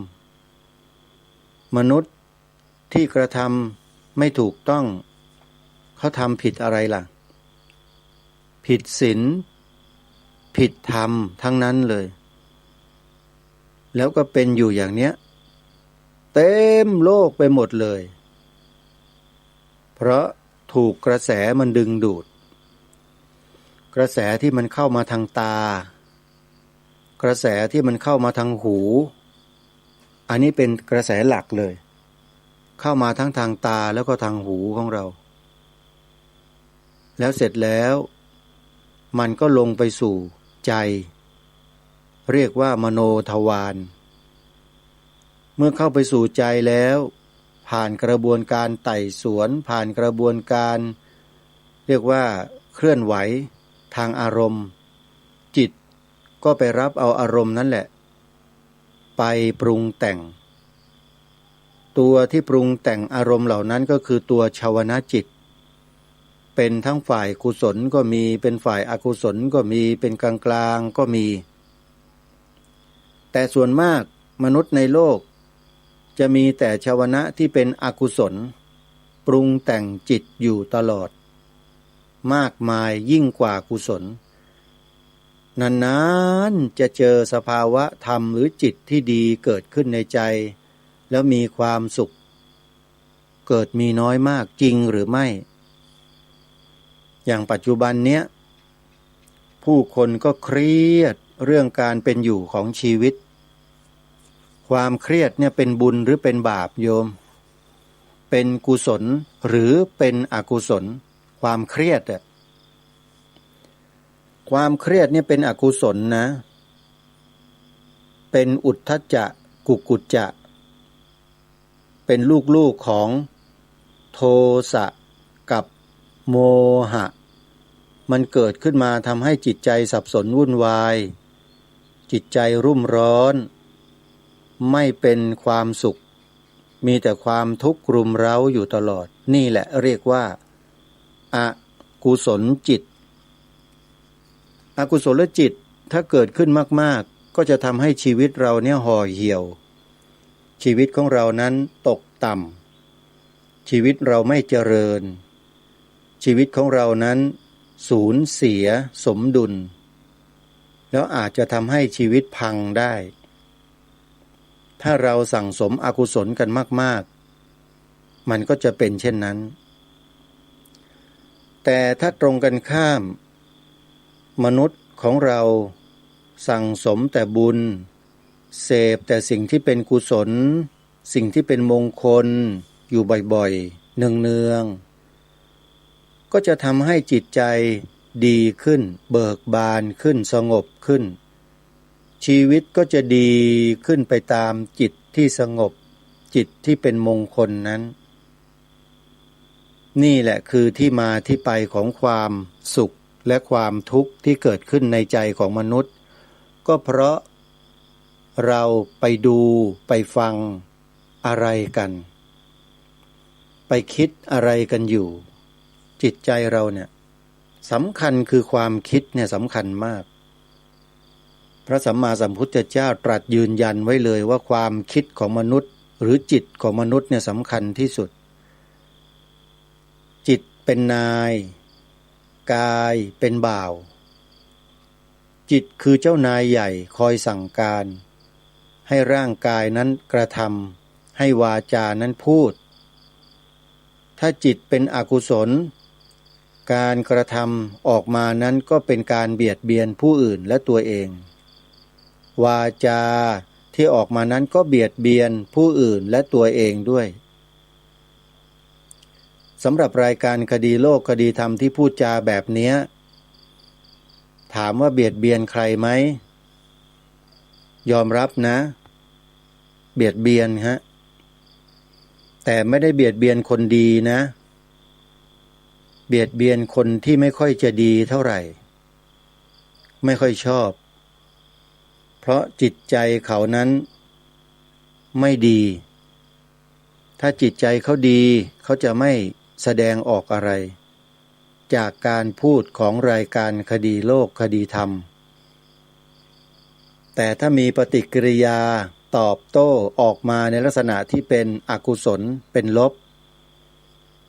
ขอให้ท่านทั้งหลายทราบไว้เลยว่านั่นแหละแปลว่าจิตใจข้างในเขานั้นน่ะสั่งสมอารมณ์ชนิดใดอยู่ตลอดเวลาที่ผ่านมาจึงทำให้เขานั้นเกิดอาการหวั่นไหวในใจของเขาขึ้นเมื่อได้ยินได้ฟังรายการคดีโลกคดีธรรมพูดญาติโยมลองพิจารณาดูให้ดีนะว่ารายการนี้พูดถึงเรื่องอะไรพูดเพื่ออะไรเพื่อใครเป็นประโยชน์หรือเป็นโทษต่อบ้านเมืองต่อประเทศชาติต่อพระพุทธศาสนาต่อสถาบันพระมหากษัตริย์รายการนี้พูดยกย่องพูดเทิดทูนพูดเคารพบูชาหรือพูดตรงกันข้ามญาติโยมเมื่อพิจารณาได้แล้วก็จงพิจารณาต่อไปว่าบุคคลที่ฟังรายการนี้พูดแล้วมีปฏิฆะมีความโกรธเกิดความไม่พอใจขึ้นเนี่ยหมายความว่าคนเช่นนั้นเป็นคนเช่นไรอันนี้ญาติโยมพิจารณากันเองอาตมาภาพไปชี้นำโยมไม่ได้แต่พูดให้โยมได้มีแนวในการคิดพิจารณามองให้เห็นด้วยตนเองว่าคนในสังคมโลกใบนี้เนี่ยมีจิตใจแตกต่างกันหรือเหมือนกันอย่างไรและเมื่อมีจิตใจแตกต่างกันแล้วมีพฤติกรรมที่แตกต่างกันแล้วมีคำพูดที่แตกต่างกันแล้วเราจะอยู่ร่วมกันกับเขาอย่างไรแล้วเราจะมีโอกาสช่วยเหลือเขาอย่างไรนี่เราต้องคิดแบบนี้นะโยมต้องการจะช่วยเขาอาตมาก็คิดแบบนี้แหละต้องการจะช่วยญาติโยมประเภทนั้นน่ะที่ไม่ยอมจะเข้าใจอะไรสักทีหนึ่งรายการนี้ออกมารณรงค์เรื่องศาสนาประจำชาติเรื่องสีขาวในธงชาติก็มานั่งบ่นนั่งว่าตำหนิอยู่ในใจตลอดแล้วก็หาช่องทางหาโอกาสจะดำเนินการกับผู้ดำเนินรายการไม่ทางใดก็ทางหนึ่งอยู่ตลอดเลยพูดง่ายๆก็คือต้องการจ้องจะเล่นงานอยู่คนที่จ้องจะเล่นงานรายการคดีโลกคดีธรรมเนี่ยโยมว่ามีจิตใจเป็นเช่นไรจิตใจเขาเป็นเช่นไรญาติโยมใจเขาดีไหมใจเป็นกุศลไหมใจเขาเป็นมงคลไหมญาติโยมลองพิจารณาดูนะโยมนะอาตมาภาพจะไม่ปรารภถึงบุคคลเหล่านี้มากนักเพราะยิ่งพูดไปเขาก็ยิ่งเกิดความคับแค้นเกิดความทุกข์ทรมานในใจยิ่งขึ้นอาตมาก็จะกลายเป็นบาปเป็นกรรมอีกอย่าไปพูดถึงเยอะพูดถึงเนื้องานดีกว่านะโยมเนาะก็กลับเข้ามาแล้วกันญาติโยมเวลาก็ล่วงเลยมาเยอะแล้ววันนี้ก็ปรารภ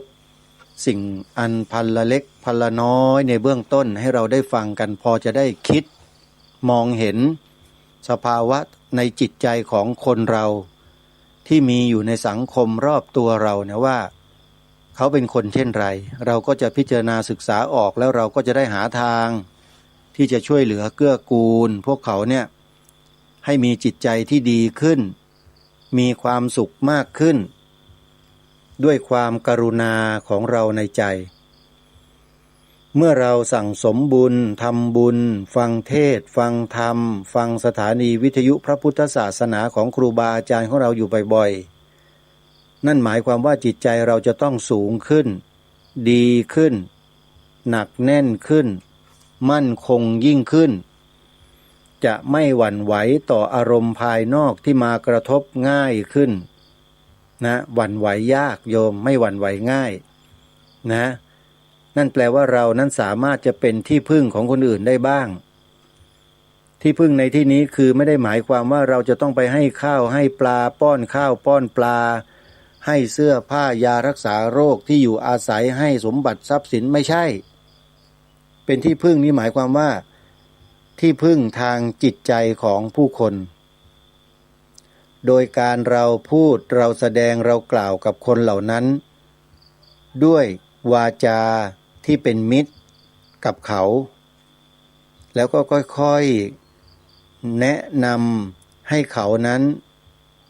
รู้จักแนวทางหรือหนทางที่จะปรับปรุงและพัฒนาตนเองให้ดีขึ้นได้พวกเราเนี่ยสามารถทำได้ญาติโยมค่อยๆเป็นค่อยๆไปค่อยๆศึกษาค่อยๆเรียนรู้ไปในตัวด้วยถือว่าการที่เราคิดจะช่วยเหลือผู้อื่นเนี่ยมันเป็นการศึกษาเรียนรู้สำหรับชีวิตของเราไปด้วยหาประสบการณ์ชีวิตไปเรื่อยๆว่าคนคนนี้เราช่วยได้ไหมช่วยได้เพราะอะไรและที่ช่วยไม่ได้เพราะอะไรเราก็จะได้รู้จุดบอดเหล่านี้ไปด้วยว่าเป็นอย่างนี้นี่เองเราก็จะรู้ช่องทางว่าคนชนิดใดหนอที่เราช่วยได้คนชนิดเช่นไรหนอที่เราช่วยไม่ได้เราก็จะได้รู้ในข้อนี้ด้วยแล้วเราก็จะได้เลือกช่วยเหลือคนที่เราช่วยเหลือได้ใช่ไหมญาติโยมเราจะไปเสียเวลากับคนที่ช่วยเหลืออะไรไม่ได้แล้วนั้นทำไมใช่ไหมก็ต้องปล่อยเข้าไปไม่ใช่ว่าเราไม่พยายามช่วยนะเราพยายามแล้วแต่เขาไม่ให้ความร่วมมือกับเราเราก็ต้องปล่อยนะโยมไม่เช่นนั้นถูกดึงจมไปด้วยนะเอานี่พูดจริงๆนะเนี่ยถูกดึงจมไปเลยนะเพราะฉะนั้นขอให้พวกเราเนี่ย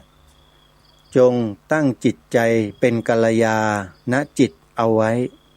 คือจิตใจดีเอาไว้ก่อนมองโลกมองผู้คนในโลกในแง่ดีไว้มองไว้เสมอว่าไม่มีอะไรในโลกที่เราจะทำไม่ได้ให้ระลึกคิดอยู่เสมอในใจว่าไม่ว่าเรื่องอะไรไม่ว่าปัญหาอะไรเราแก้ได้เราทำได้ให้ตั้งจิตเอาไว้อย่างนี้นะตั้งจิตไว้อย่างนี้แล้วมันจะทำได้แต่ถ้าตั้งจิตเอาไว้ตรงกันข้ามยังไม่ทันไรเลยบอกโอ๊ยไม่เอาฉันทำไม่ได้หรอกไม่ฟังไม่อะไรแล้วมันก็ทำไม่ได้แล้วมันก็ฟังไม่ได้จริงๆนะโยมจริงไหมโยมแม่จันทิพย์โยมแม่จันทิพย์เมื่อวานนี้โทรศัพท์คุยกันอาตมาขอที่อยู่โยมไว้เพื่อจะส่งของส่งอะไรไปมอบให้โยมบอกว่ามีโยมท่านหนึ่งชื่อโยมปุ๊กว่างั้นอยู่ท่าวังตาลนะเจอโยมแม่จันทิพย์ก็พูดเป็นเป็นภาษาทางเหนือนะเนาะโยมก็พูดกันบอกแม่จันทิพย์เป็นอาหยังนะท่านชอบพูดถึงโยมแม่จันทิพย์เนี่ยตลอดเลยโยมแม่ปุ๊กถามแม่จันทิพย์โยมแม่จันทิพย์ก็เลยบอกอย่างนั้นอย่างนี้ก็อธิบายให้ฟังบอกว่าท่านกำลังสร้างศาลาปฏิบัติธรรมอยู่นะจะร่วมทำบุญมั่งไหมล่ะเนี่ยฉันพาคนนั้นคนนี้มาทำบุญกันหลายคนแล้วไม่ทำบุญหน่อยเหรอ โยมแม่ปุ๊กก็ปวารณาไว้ว่าเดี๋ยวฉันจะทำด้วย200 บาทว่างั้นโยมแม่จันทิพย์เล่าให้ฟังก็อนุโมทนาบุญนะโยมแม่ปุ๊กนะอยู่ที่ท่าวังตาลอำเภอสารพีจังหวัดเชียงใหม่อาตมากำลังจะสร้างศาลาขึ้น1 หลังนะโยมโอกาสที่เราจะมีส่วนร่วมเป็นเจ้าภาพสร้างศาลาเนี่ยเป็นเรื่องยากนะโยมวัดวาอารามต่างๆนี่เขามีศาลากันพร้อมหมดแล้วสวยงามใช่ไหมแต่ที่นี่ยังไม่มีศาลาเลยอาตมาก็เลยถือโอกาสบอกบุญญาติโยมที่มีบุญทั้งหลายที่ได้รับทราบได้รู้ให้ช่วยกันเป็นเจ้าภาพบริจาคกันมาคนละเล็กคนละนิดคนละหน่อยนะโยมนะรวมกันสั่งสมเป็นกองบุญซื้อทรายซื้ออิฐซื้อปูนมาผสมแล้วก็มาก่อร่างสร้างศาลาปฏิบัติธรรมหลังนี้ด้วยกันเม็ดทรายทุกเม็ดก้อนอิฐทุกก้อนน้ำที่ผสมทุกหยดแรงงานที่กระทำลงไปนั้นล้วนแล้วแต่ได้มาจากเงินบริจาคของญาติโยมทั้งนั้นถ้าญาติโยมไม่บริจาคไม่ทำบุญไม่ช่วยเหลือให้อาตมาภาพได้ดำเนินการก่อสร้างศาลาหลังนี้ให้แล้วเสร็จศาลาหลังนี้ก็จะมีแต่โครงเหล็กที่ตั้งขึ้นอยู่อย่างนั้นเลยโยมอาตมาก็ดำเนินการอะไรต่อไปไม่ได้จึงขอเรียนเชิญเจริญพรญาติโยมสาธุชนทุกท่านนะโยมนะถ้าได้ยินข่าวประชาสัมพันธ์นี้แล้ว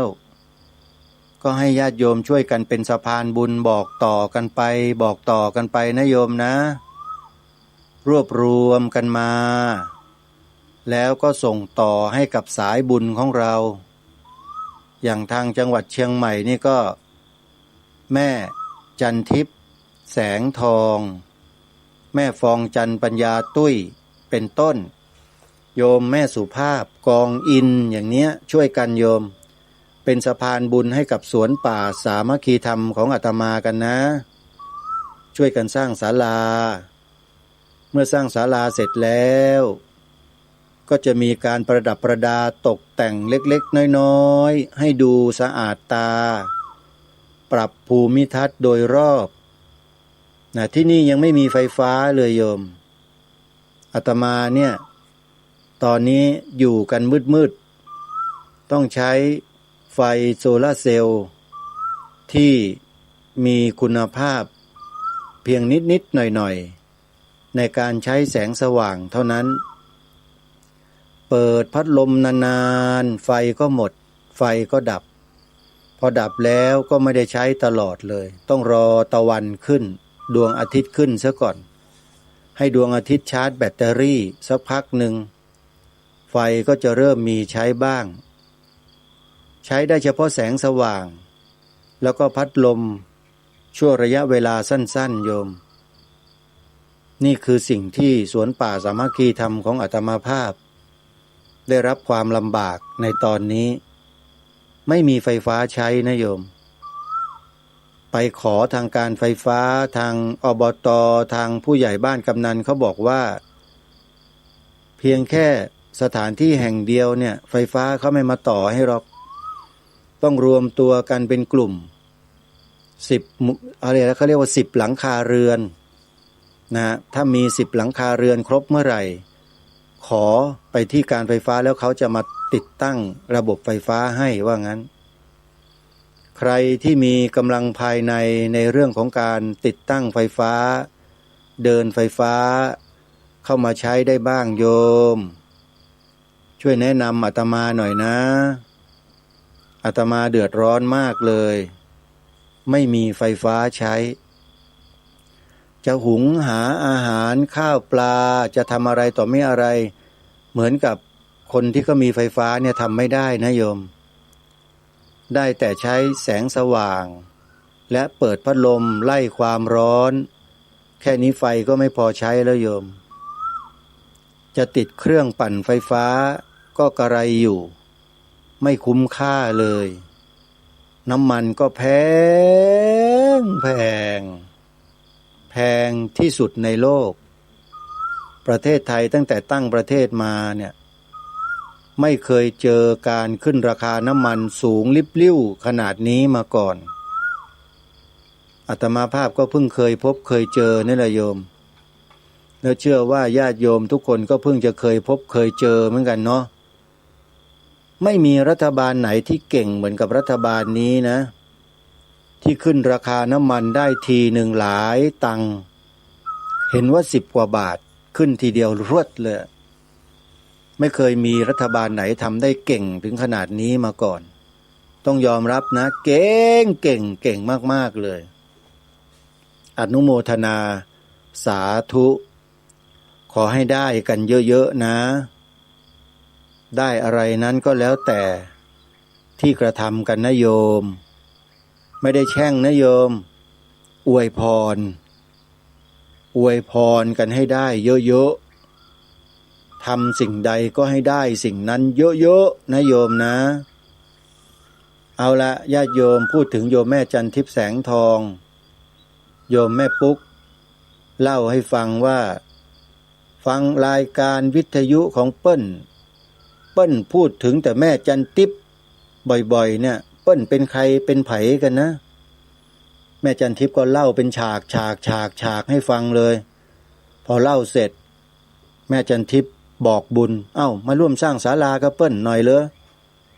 โยมแม่ปุ๊กปรารถนาไว้เดี๋ยวฉันทำบุญด้วย200รอเงินคนแก่ออกก่อนอาตมาก็รอ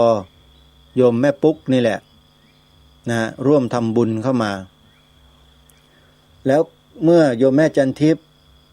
ได้โทรศัพท์พูดคุยกันก็บอกรายชื่อเจ้าภาพ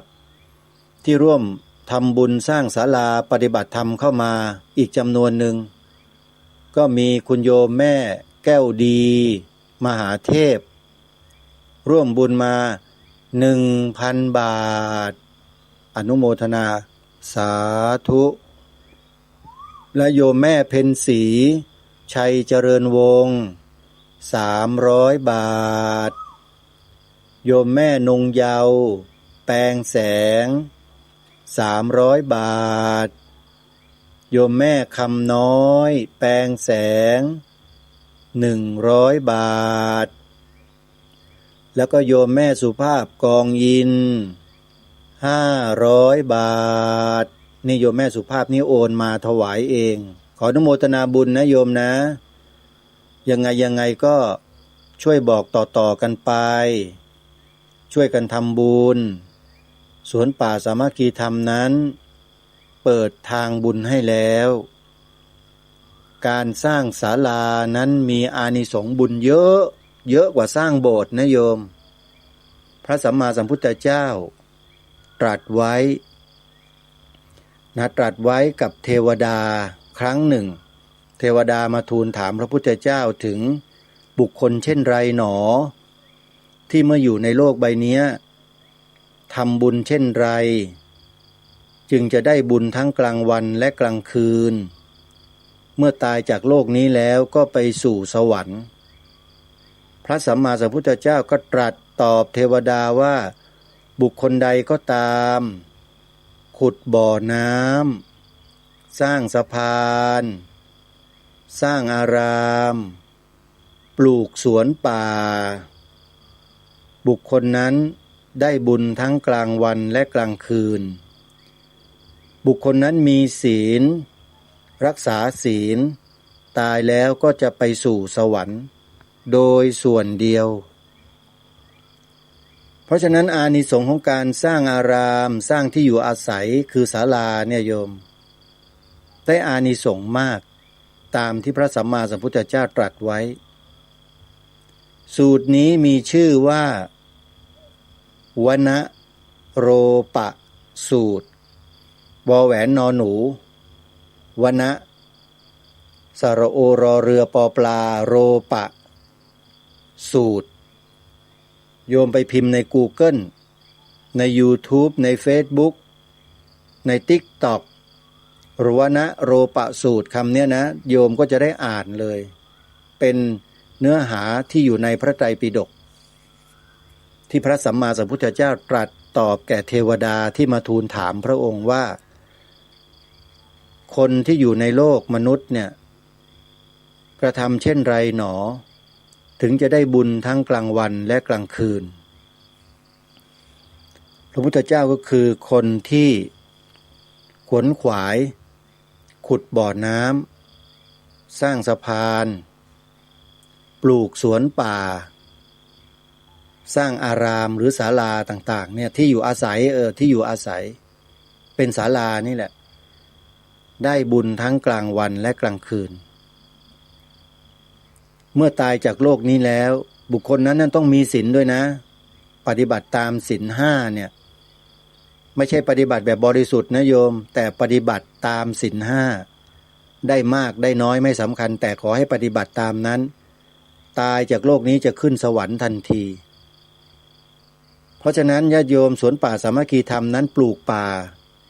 ปลูกสวนป่านะขุดบ่อน้ำแล้วยังไม่มีเจ้าภาพเลยเนี่ยบ่อน้ำบาดาลเนี่ยใครจะเป็นเจ้าภาพโยม 17,000 บาทไม่แพงนะโยมขุดน้ำบาดาลได้เนี่ยในราคานี้โยมไปหาเถอะที่เชียงใหม่เนี่ยขุดไม่ได้ในราคานี้เชื่อไหมสูงกว่านี้เยอะแต่ที่เนี่ยได้ในราคา 17,000 ใครจะเป็นเจ้าภาพขุดบ่อน้ำแล้วรับอานิสงส์บุญตามที่พระพุทธเจ้าตรัสไว้นี้นิมนต์และเชิญนะโยมทั้งพระทั้งโยมทำบุญได้เลยครับผมไม่ปิดกั้นนะใครก็ได้จะร่วมบุญขุดบ่อน้ำหรือจะช่วยส่งเสริมการปลูกสวนป่าหรือจะสร้างศาลาในตอนนี้ที่กำลังก่อสร้างอยู่ซื้อปูนซื้ออิฐซื้อหินซื้อทรายซื้อเหล็กซื้อวัสดุซื้อหลังคาซื้ออะไรต่อไม่อะไรนี่จะต้องใช้อีกเยอะเลยโยมแม่จันทิพย์บอกบุญต่อเด้อช่วยกันญาติโยมที่ฟังจากสถานีวิทยุวัดสามชุกจังหวัดสุพรรณบุรีก็มีคุณโยมท่านหนึ่งเป็นเจ้าของร้านขนมทองม้วนโบราณแม่แป๊ดอยู่ในตลาด100 ปีสามชุกนี่แหละเมื่อวานนี้ชวนลูกชายคุณอะไรวิทย์อะไรนะขออภัยนะอาตมาก็จำชื่อไม่ได้อะไรวิทย์นี่แหละนะฮะนามสกุลเจริญวัยลูกชายของโยมอภิวัตเจริญวัยร่วมทำบุญเป็นเจ้าภาพสร้างศาลามา500 บาทหลังจากที่เห็นคุณพ่อคือโยมอภิวัตเจริญวัยได้ทำบุญสร้างศาลาเป็นเจ้าภาพสร้างศาลาทุกวันเลยโยมอภิวัตเจริญวัยเนี่ยโอนปัจจัยมาเป็นร่วมบุญสร้างศาลาปฏิบัติธรรมกับสวนป่าสามัคคีธรรมทุกวันเลยโยมโอนมาให้วันละ200 บาทบ้าง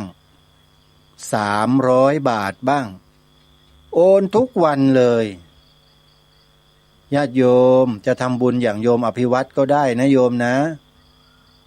โอนมาทุกวันแบบนี้แหละมีพระอาจารย์รูปหนึ่งก็โอนมาทุกวันแล้วก็โยมอีกท่านหนึ่งนามสกุลตุ้มทองเนี่ยโอนมาทุกวันคุณโยมแม่ชีนงลักษณ์ราชวงศ์โอนมาทุกวันแล้วก็มีคุณโยมอีกท่านหนึ่งโอนทุกวันนะวันละบาทวันละ3 บาทวันละ5 บาท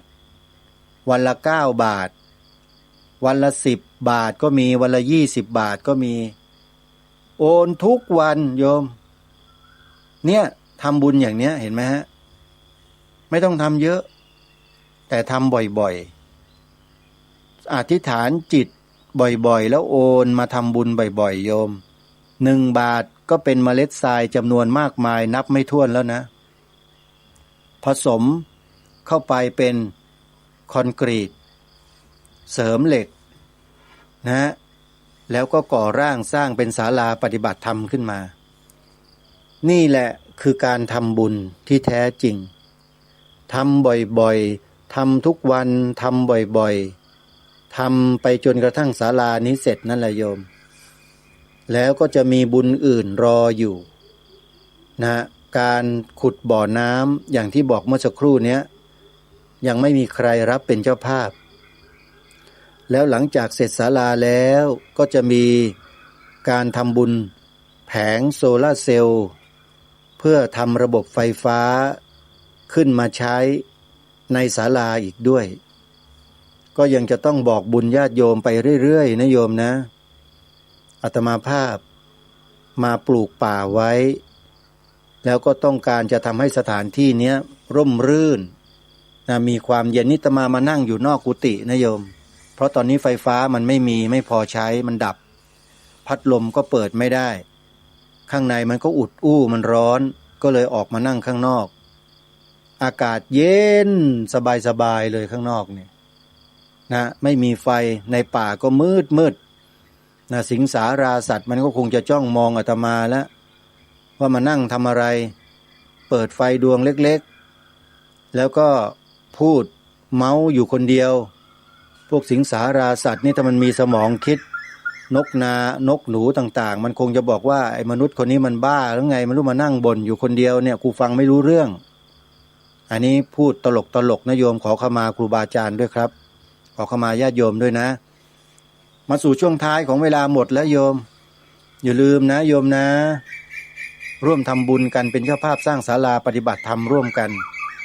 อาตมาภาพเปิดทางบุญให้แล้วติดต่อมาที่อาตมาโดยตรงหรือโอนเงินมาทางบัญชีธนาคารก็ได้นะโอนมาที่ธนาคารไทยพาณิชย์หมายเลขบัญชี114214987ชื่อบัญชีพระปลัดนรงค์ฤทธิ์ตรวจสอบบัญชีนิดหนึ่งโยมว่าตรงหรือไม่นะชื่อนี้ถ้าจะโอนทางพร้อมเพย์โทรศัพท์ก็หมายเลข0946626935เป็นเบอร์โทรศัพท์ด้วยนะโยมนะตอนนี้นกกาก็เริ่มส่งเสียงร้องรับตะวันกันแล้วนะตอนนี้เวลาก็เป็นช่วงเช้ามืดกำลังจะสว่างเสียงนกในสวนป่าสามัคคีธรรมของอาตมาเพื่อนๆอาตมาเนี่ยก็ส่งเสียงปลุกในตอนเช้าเนี่ยทุกวันโยมลองฟังเสียงเถอะเนี่ยมีนกอะไรบ้างนะเมื่อครู่นี้เป็นกาเหว่าแล้วก็มีนกกระปูดนกกระจิบนกกังเขนนกอะไรต่อมีอะไรเต็มไปหมดเลยโยมพอปลูกป่าแล้วเนี่ยเขาก็ได้มาอยู่อาศัยด้วยนะเอาละท่านสาธุชนพูดไปเดี๋ยวก็ยาวเวลาเกินมาแล้วต้องขออภัยครูบาอาจารย์ด้วยนะครับวันนี้เวลาหมดลงแล้วพบกับรายการได้ใหม่ในวันต่อไปขอความสุขความสวัสดีในธรรมแห่งองค์สมเด็จพระบรมศาสดาสัมมาสัมพุทธเจ้าจงปรากฏเกิดมีขึ้นในจิตใจของท่านผู้ฟังทุกท่านทุกคนเทินขอเจริญพร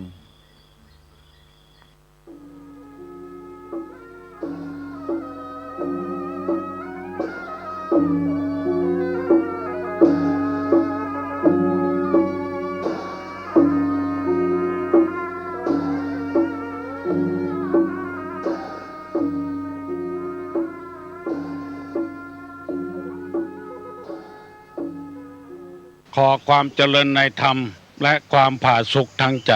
จงได้บังเกิดมีกับพ่อแม่พี่น้องท่านสาธุชนคนดีผู้รับฟังรายการผู้เจริญในศีลในธรรมทุกท่านพร้อมกันนี้ขอยกมือ10 นิ้วกราบอาราธนาเอาคุณพระแก้วเจ้าทั้ง3คุณพระพุทธพระธรรมพระสงฆ์บุญกินบุญตาลเสื้อวัดเสื้อวาเสื้อบ้านเสื้อเมืองคุณพ่อคุณแม่คุณครูบาอาจารย์สิ่งศักดิ์สิทธิ์ทั้งหลายอันมีพระธาตุเจ้าฤสุเทพและครูบาเจ้าศรีวิจัยนักบุญแห่งล้านนาไทยเป็นต้นจงได้มาปกปักรักษาพ่อแม่พี่น้องลูกเต้าหลานเหลนวงศาคณาญาติพ่ออุ้ยไม่อุ้ยพ่อหนานพ่อน้อยพี่ป้านาอาศรัทธาสันนิบาตตานเข้าผู้เจริญในศีลในธรรมทุกคนขอให้มีความสุขกายสุขใจเหมือนกันทุกคู่ทุกคนตลอดกาลนานและก่อนที่จะได้ดำเนินรายการต่อไปนั้นขอเชิญชวนพ่อแม่พี่น้องทั้งหลายได้ไหว้พระให้เป็นสิริมงคลในวัน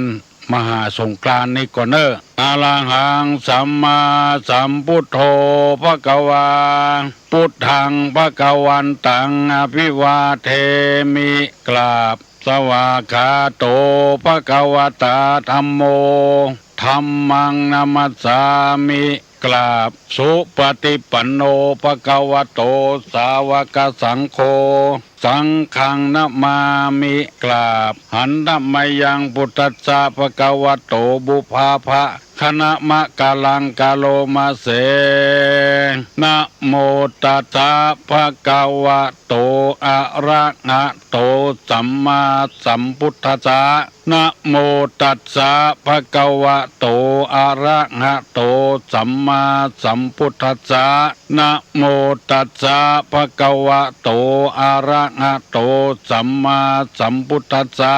พุทธังสรณังกัจฉามิธัมมังสรณังกัจฉามิสังฆังสรณังกัจฉามิตุติยัมปิพุทธังสรณังกัจฉามิตุติยัมปิธัมมังสรณังกัจฉามิตุติยัมปิสังฆังสรณังกัจฉามิตติยัมปิพุทธังสรณังกัจฉามิตติยัมปิธัมมังสรณังกัจฉามิตติยัมปิสังฆังสรณังกัจฉามิอิติปิโสภะคะวา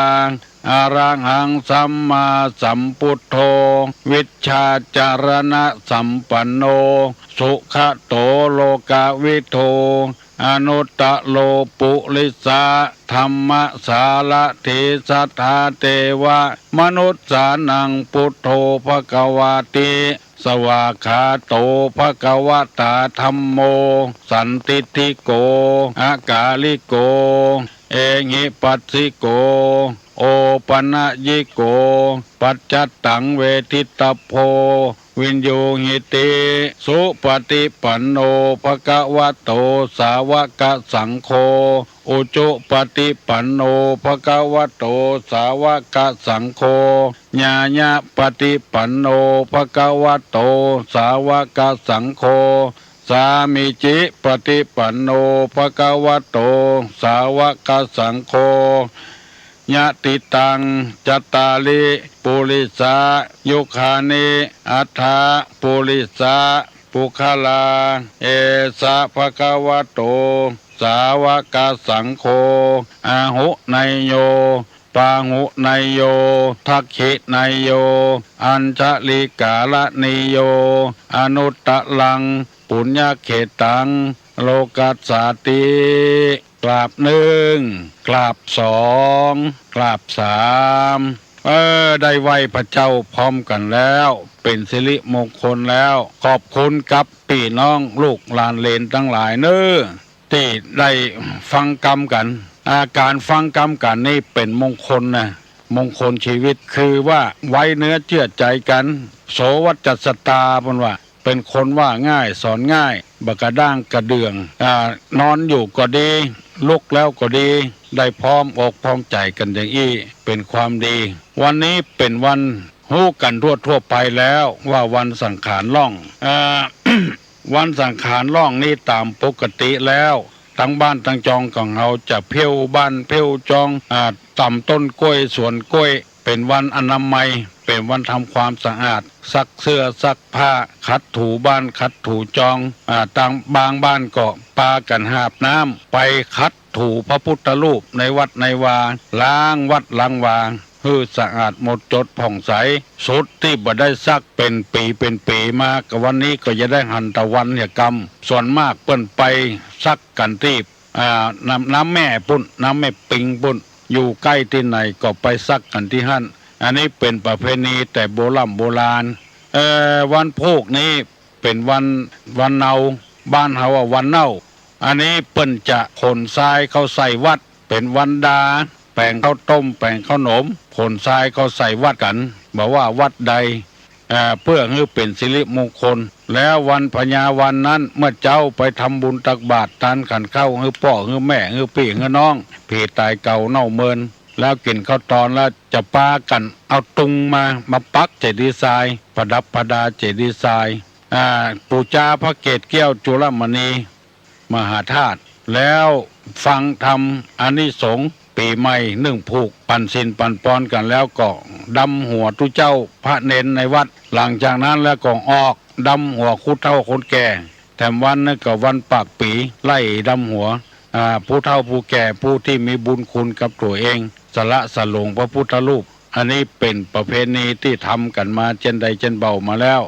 แต่ก่อนนี้อยู่กับบ้านกับจองเปิ้นบ่เอี่ยวไก่เพราะบ่มีรถมีลาเล่นบ้ากันพ่องเล่นต้อกันพ่องเพื่อสืบสานวัฒนธรรมประเพณีมีความสามัคคีพร้อมเพรียงเอียงหน้ากันวันนี้ตุลุงจะเล่าเรื่องวันสังขารล่องคือหมายความว่าอย่างไรอันนี้ตามคติของพุทธศาสนาสังขารคืออะไรอย่างในพระพุทธศาสนาบอกว่าสังขารคือสิ่งที่มีปัจจัยปรุงแต่งอันนี้ฮ้องว่าสังขารอันใดถ้าปรุงแต่งขึ้นมาอย่างวิทยุเนี่ยมีเล็กมีแร่ต่างๆและคนปรุงแต่งขึ้นมาพอเป็นรูปร่างของวิทยุแล้วอันนี้คือสังขาร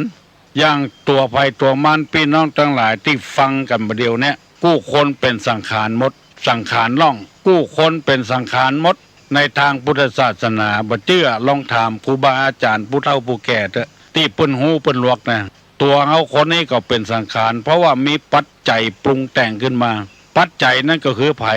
ก็คือพ่อกับแม่เป็นปัจจัยแล้วพ่อแม่เป็นผู้ปรุงแต่งเขาขึ้นมามีผมเล็บฟันหนังเนื้อเอ็นกระดูกเยื่อในกระดูกม้ามหัวใจตับพังผืดไตปอดใจใหญ่ไส้น้อยอาหารใหม่อาหารเก่าดีเสลดหนองเลือดเหงื่อมันข้นเปรี้ยวมันน้ำลายน้ำมูกไข่ข้อน้ำเยี่ยวน้ำเยี่ยวน้ำมูดน้ำคูดมีเยี่ยวมีขี้แล้วมีกุยังมีหัวมีตีนมีตามีมืออันนี้เรียกว่าพ่อแม่เป็นคนที่ปรุงแต่งขึ้นมาปรุงแต่งนะก็เหมือนกับเขาจะแกงแค่นะพักเพชรพ่องพักละพ่องพักแค่พ่องบะแควนพ่องพักหลายๆอย่างเนี่ยเอามารวมกันแล้วมาปรุงแต่งขึ้นมาเป็นแกงแค่อันนี้คือเรียกว่าสังขารขอให้เข้าใจตามนี้แต่ก่อนนี้เปิ้นบอกสังขารล่องตัวน้ำปิงใครหูกับลูกเจ้าจะหันปลากันล่องน้ำปิงไปอันนี้คนเฒ่าคนแก่เปิ้นอู้หูฟังเพื่อจะจุละอ่อนลูกเจ้าวันสังขารล่องได้เพียวบ้านเพียวจองเพียววัดเพียววาอันนี้จุในทางที่ดีเป็นกุศลเรียกว่าจุแบบสร้างสรรค์ไม่ใช่จุแบบทำลายสังขารนี่แบ่งเป็นสองอย่างสังขารที่มีวิญญาณครองอุปทินกสังขารสังขารที่มีวิญญาณครองอนุปทินกสังขารสังขารที่ไม่มีวิญญาณครองสังขารที่มีวิญญาณครองก็คือคนเอาสิ่งสารสัตว์อันนี้เรียกว่า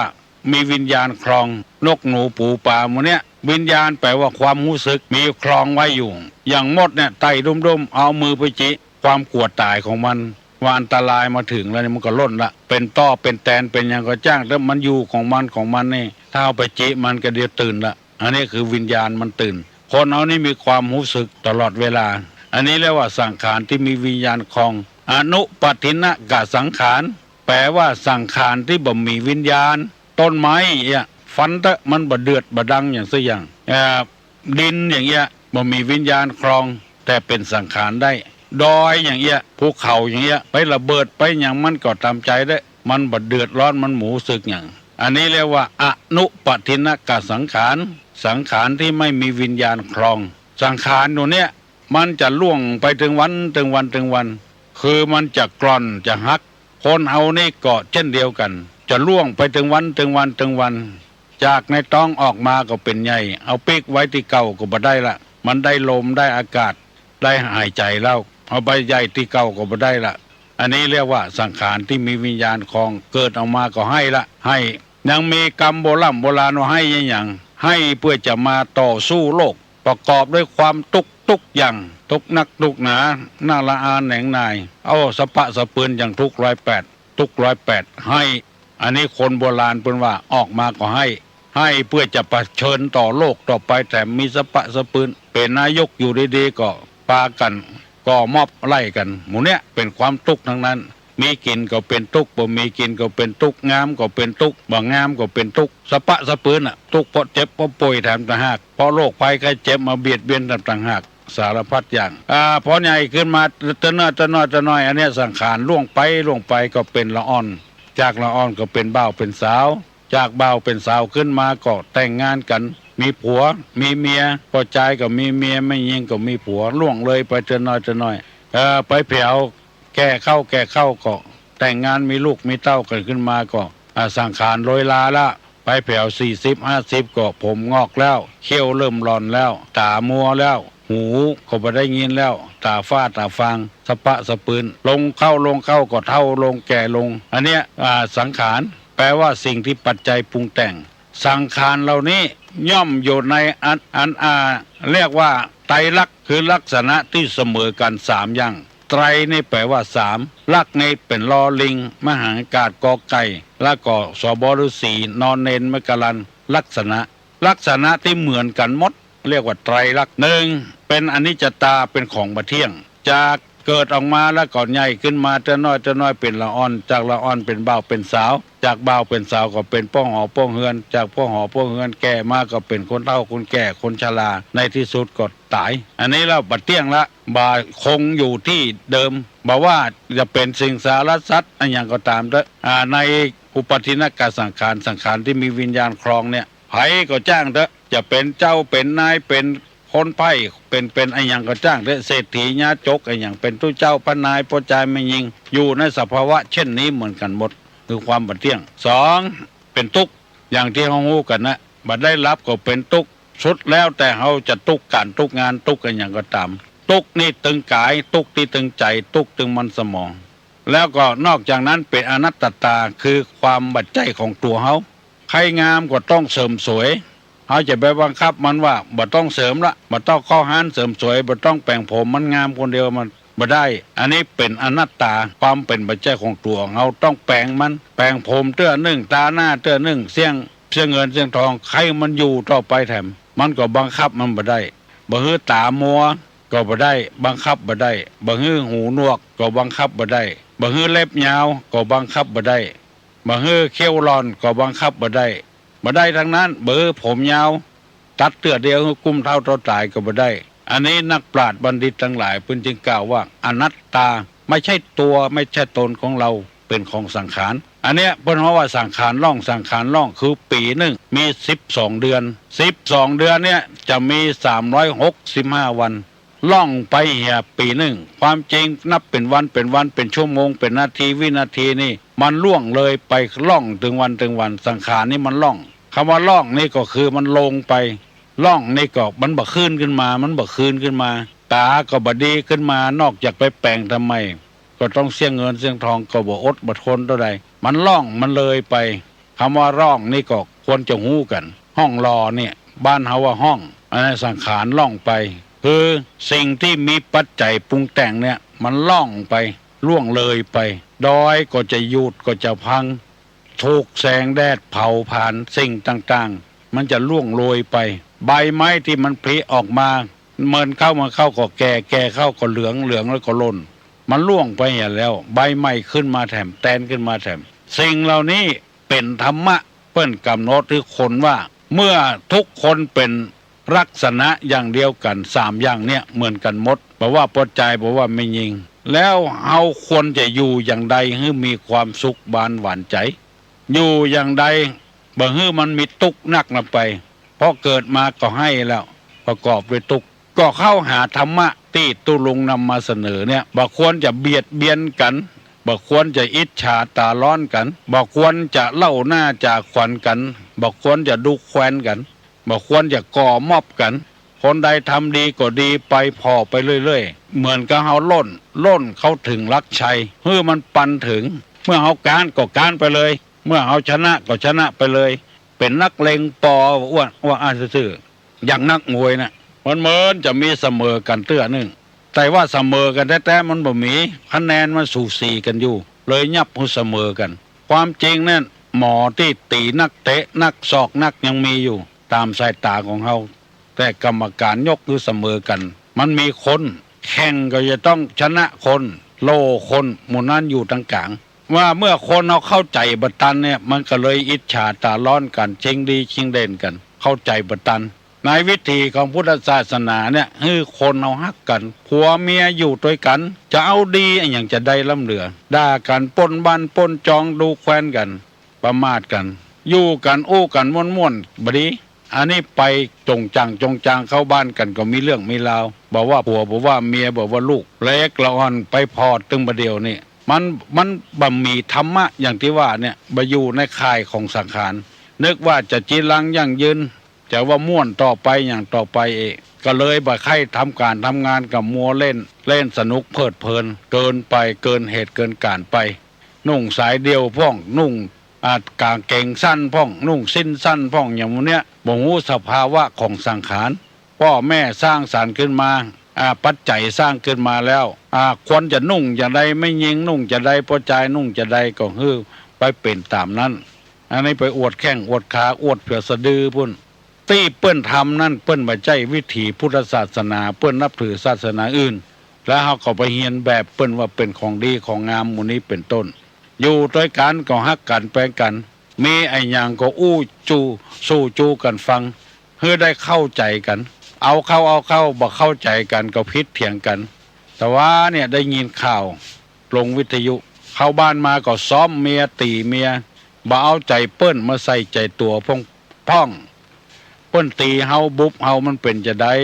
เฮาก็เจ็บเฮาก็ปวดอย่างเดียวกันไล่ฆ่าไล่แทงกันด่าเมียดูแคว้นเมียดูแคว้นผัวดูแคว้นเมียอย่างมันไปป้นไปที่ไหนมันก็เหมือนกันนะมีลักษณะอย่างเดียวกันนะคือของปะเตี้ยงเหมือนกันเป็นตุกเหมือนกันเป็นอนัตตาเหมือนกันเราไปซ้อมไปตีกันเนี่ยเอาเข้าเมียก็ขอละบอยู่ละไปตามไปโตยหาเมียแต่ไปปะเอาน้ำกดไปสาดหน้าเมียแถมอย่างเงี้ยคือเนี้ยที่บทถูกต้องไปสร้างปัญหาในตัวเก่าเมียก็มีบาดมีแผลบางงามเหมือนเก่าเหมือนเดิมละผัวก็ต้องไปถูกคอกถูกขังหัวมูลซุนซุกซ้อนไปเลยผัวถูกคอกถูกขังไปสร้างปัญหาขึ้นมาอย่างอยู่ด้วยกันก็อยู่ดีๆหมู่นี้เป็นต้นอันนี้ตุลงนำมาเสนอให้ปีน้องทั้งหลายอันนี้คือตัวจริงแต่คือสังขารแปลว่าสิ่งที่มีปัจจัยปรุงแต่งคนอันเนี้ยพ่อแม่เป็นคนสร้างมาไม่ใช่เทวบุตรเทวดาตนได้สร้างมาพ่อแม่เป็นสร้างมาหู้อยู่ก็ประจายอยู่คนเดียวก็มีลูกไม่ยิงอยู่คนเดียวก็มีลูกไม่ยิงอยู่กับไม่ยิงก็มีลูกประจายอยู่กับปลายจะประจายก็มีลูกเพราะว่าบ่มีปัจจัยปรุงแต่งขึ้นมาภัยจะเป็นคนสร้างคนให้เป็นไปบ่ได้ในวิถีของพุทธศาสนาเนี่ยมันมีพระอินทร์พระพรหมตนใดมาสร้างคือปัจจัยปรุงแต่งอันนี้เป็นตัวจริงๆเป็นสังขารจริงๆสังขารเราเนี่ยย่อมอยู่ในอำนาจ3อย่างเป็นอนิจจังทุกขังอนัตตาเป็นของบ่เที่ยงและเป็นทุกข์เป็นของบ่ใจตัวใจตนเฮาบังคับมันบ่ได้สักอย่างยังเป็นโรคตับกาโรคไตกาโรคกระเพาะลำไส้กาโรคมะเร็งในกาโรคเลือดในกาเฮาบังคับมันบ่ได้สักอย่างจะว่าเป็นของเฮานั่นในสายตาของผู้งูทั้งหลายเนอะเปิ้นว่าปัจจัยของเฮาเป็นสิ่งที่ปัจจัยปรุงแต่งขึ้นมา อันเฮาจริงๆนั่นก็คือจิตใจนั่นเองอันนี้เป็นของเฮาจิตใจวิญญาณของใจของเฮาเนี่ยใจที่เป็นกุศลก็เป็นบกุศลก็จิตใจของเฮาเนี่ยอันเนี้ยวิญญาณเนี่ยเข้าไปเกิดในท้องแม่อันนี้คือตัวของเฮาจริงๆแล้วถ้าวิญญาณจะออกจากร่างแล้วก็ไปแล้วคือขึ้นมาก็ถึงบ่ได้แล้วเพราะฉะนั้นก็ต้องปรับปรุงที่จิตที่ใจเหมือนต้นไม้เอาใครกินหน่อยมันเขาก็ต้องหดน้ำที่เกามันพุ่นหดน้ำที่หน่อยที่ดอกพุ่นรับรองว่าบัดเจริญงอกงามต้องหดน้ำที่เกามันเกาไม้แล้วก็หากจะได้ดูดน้ำเลี้ยงลำต้นขึ้นไปหาดอกหาหน่อยพุ่นใส่ปุ๋ยก็ใส่ที่เกามันพุ่นที่ดินพุ่นจิตคนเฮาก็อย่างเดียวกันใครงามกะใครชั่วก็ใครดีก็ต้องอยู่ที่จิตที่ใจพุ่นบำรุงจิตบางใจบางคนงามแต่จิตใจบดีจิตใจชั่วคนดีคนดักไปถูกคอกถูกขังอย่างก็มีหมู่นี้เป็นต้นพยายามปั้มเป็นความดีสำนึกวันนี้วันสังขารล่วงเลยไปแล้ว365วันแล้วเฮาทำอะไรอย่างพ่องในพระพุทธศาสนาว่าวันคืนล่วงไปบัดนี้เราทำอะไรอยู่ล่วงไปบัดเดียวเนี่ยเฮาเนี่ยอย่างอยู่คือหมายความว่าถ้าบัดเนี่ยอย่างก็เนี่ยอย่างทำอย่างบ่ได้ทำอย่างสักอย่างทำอย่างคำว่าทำนี่หมายความว่าทำความดีปรับปรุงตัวเก่าปรับปรุงนิสัยตัวเก่าจิตใจตัวเก่าเนี่ยปาไปถูกคอกกำมือนี่อยู่บ่ได้มันบัดเนี่ยอย่างถ้าจิตใจบอกคือว่าไปลักของเพื่อนเนอไปฆ่าเพื่อนเนอจิตใจบังคับเพราะจิตใจเนี่ยเป็นผู้บังคับมือไปลักของเพื่อนไปฟันของเพื่อนจิตใจเนี่ยบอกว่าบ่รวยง่ายๆเนอ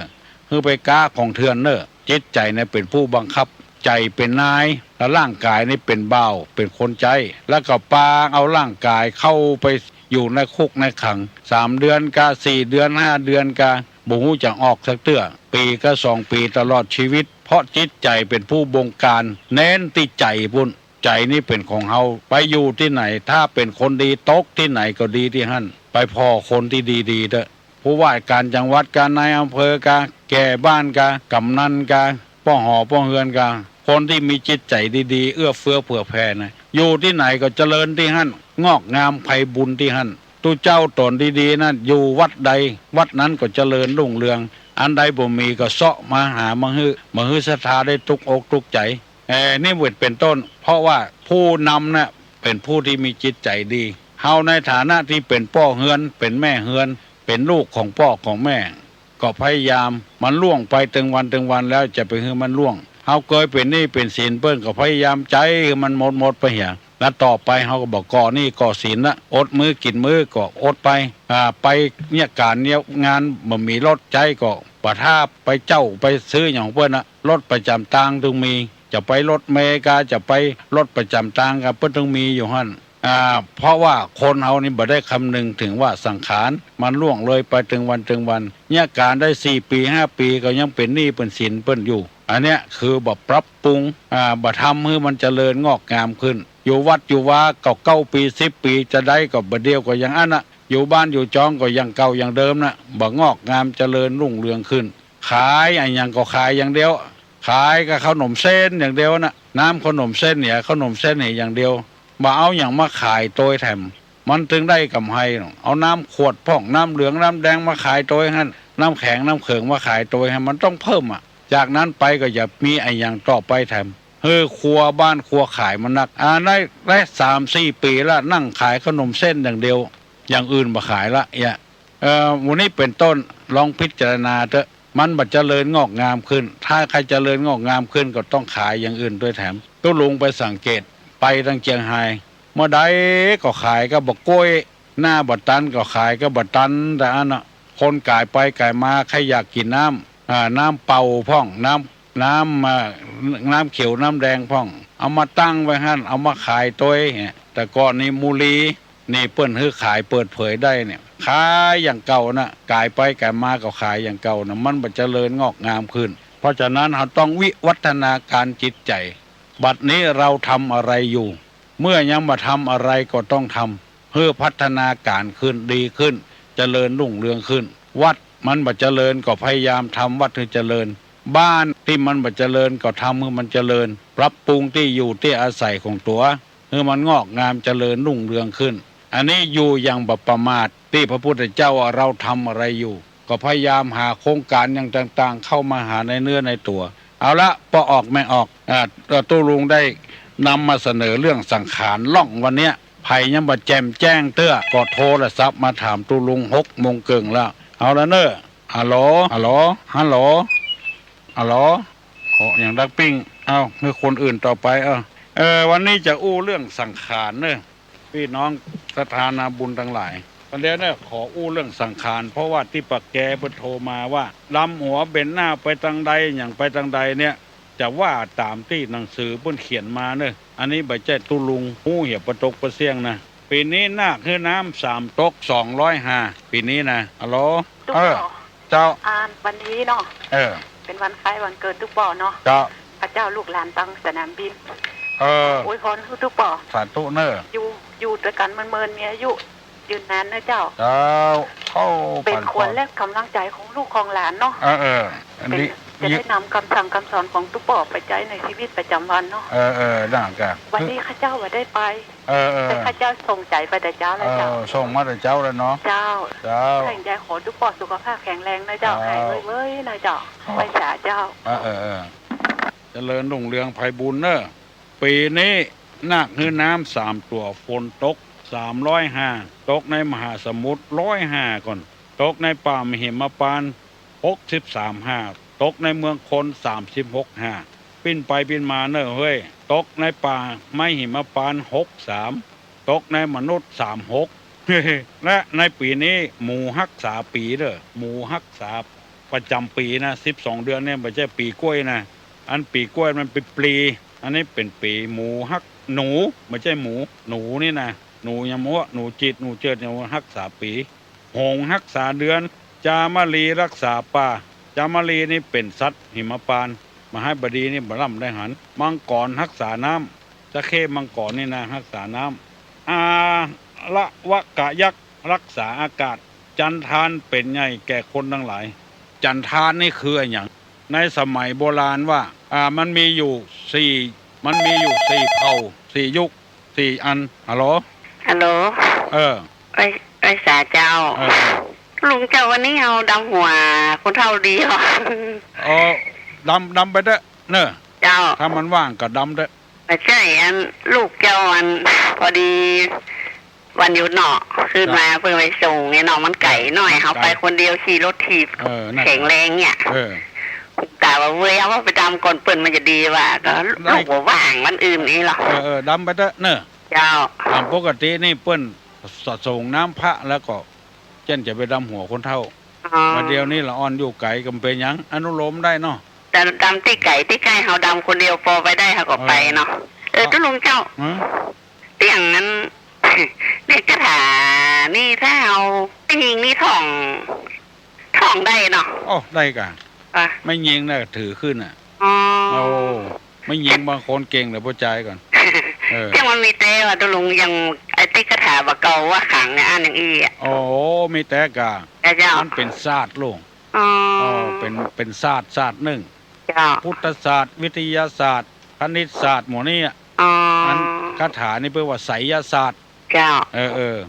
ถ้าถือมันแต่นี่เข่งอ่ะอย่างนั้นนี้เราเจ้าชอบฟังไอ้มันบัดจังบัดเดียวแจ้มันมีให้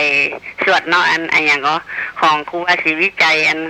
ตาลามี30 ตัดนะเจ้าตานะปารามีตัมปโนติปิโสภความเนี่ย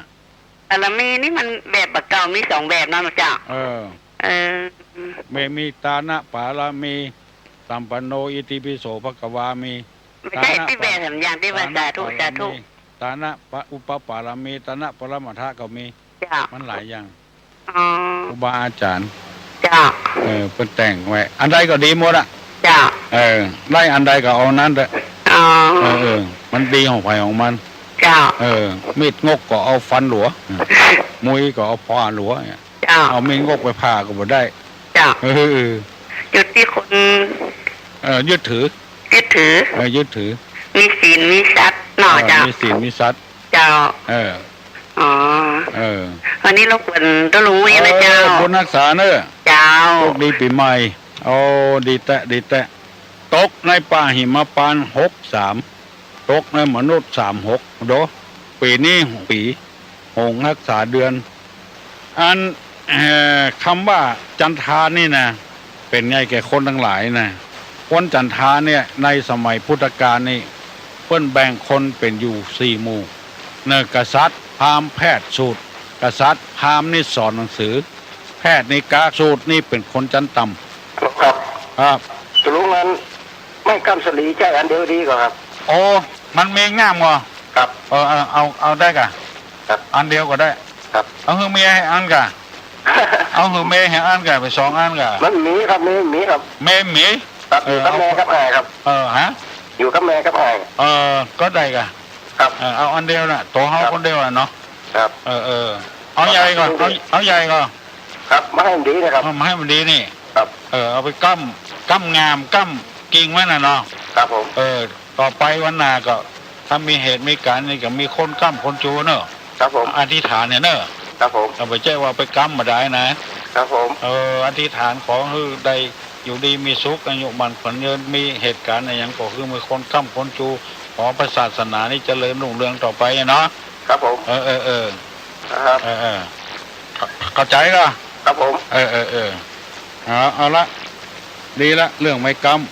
กษัตริย์พราหมณ์แพทย์สูตรกษัตริย์นี่ปกครองพราหมณ์นี่แพทย์นี่เป็นคนเนี่ยเรียกให้การสูตรนี่เป็นคนขอทานฮัลโหลเจริญพร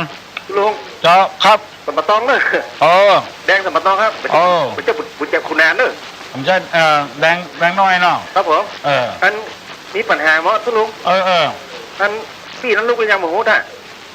ถ้าบอกลูกมันพี่ที่เสียงม่วนๆนะพี่เหรอพี่สมัยพี่สมัยครับผมมันมีปัญหาตายพี่สมัยครับมันเหมือนรับคือเนี่ยมันเหมือนรับผมเป็นรับเหรอถามปัญหากับด็อกเตอร์พอจดแจ้งมันใช่รับเราเดียวเขาแจ้งเลยกันถ้าอยู่บนลูกเตือกเอางี้ถ้าพี่มันมาเต่าให้คนอื่นตอบบอกรถไฟมันมีกี่ขาตุลุงรถไฟมีกี่ขาครับผมตุลุงตอบเหรอเอาให้เหมือนตุลุงมาตอบมาให้คนอื่นตอบตุลุงหมดนั่นหรอตุลุงวันนี้มันเกิดเดี๋ยวครับตุลุงครับวันนี้มันเกิดนะครับเนาะผมก็ตุลุงอายุมันยืนยันครับอยู่ครับผมไปเมินเลยสาธุ10,000 ปีเนาะตุลุงผมอยู่สัก10,000 ปีเมินน้ำไปก็หายินดีเนอะแดงเนอะครับผมเอาตีกันนะครับเนอะครับ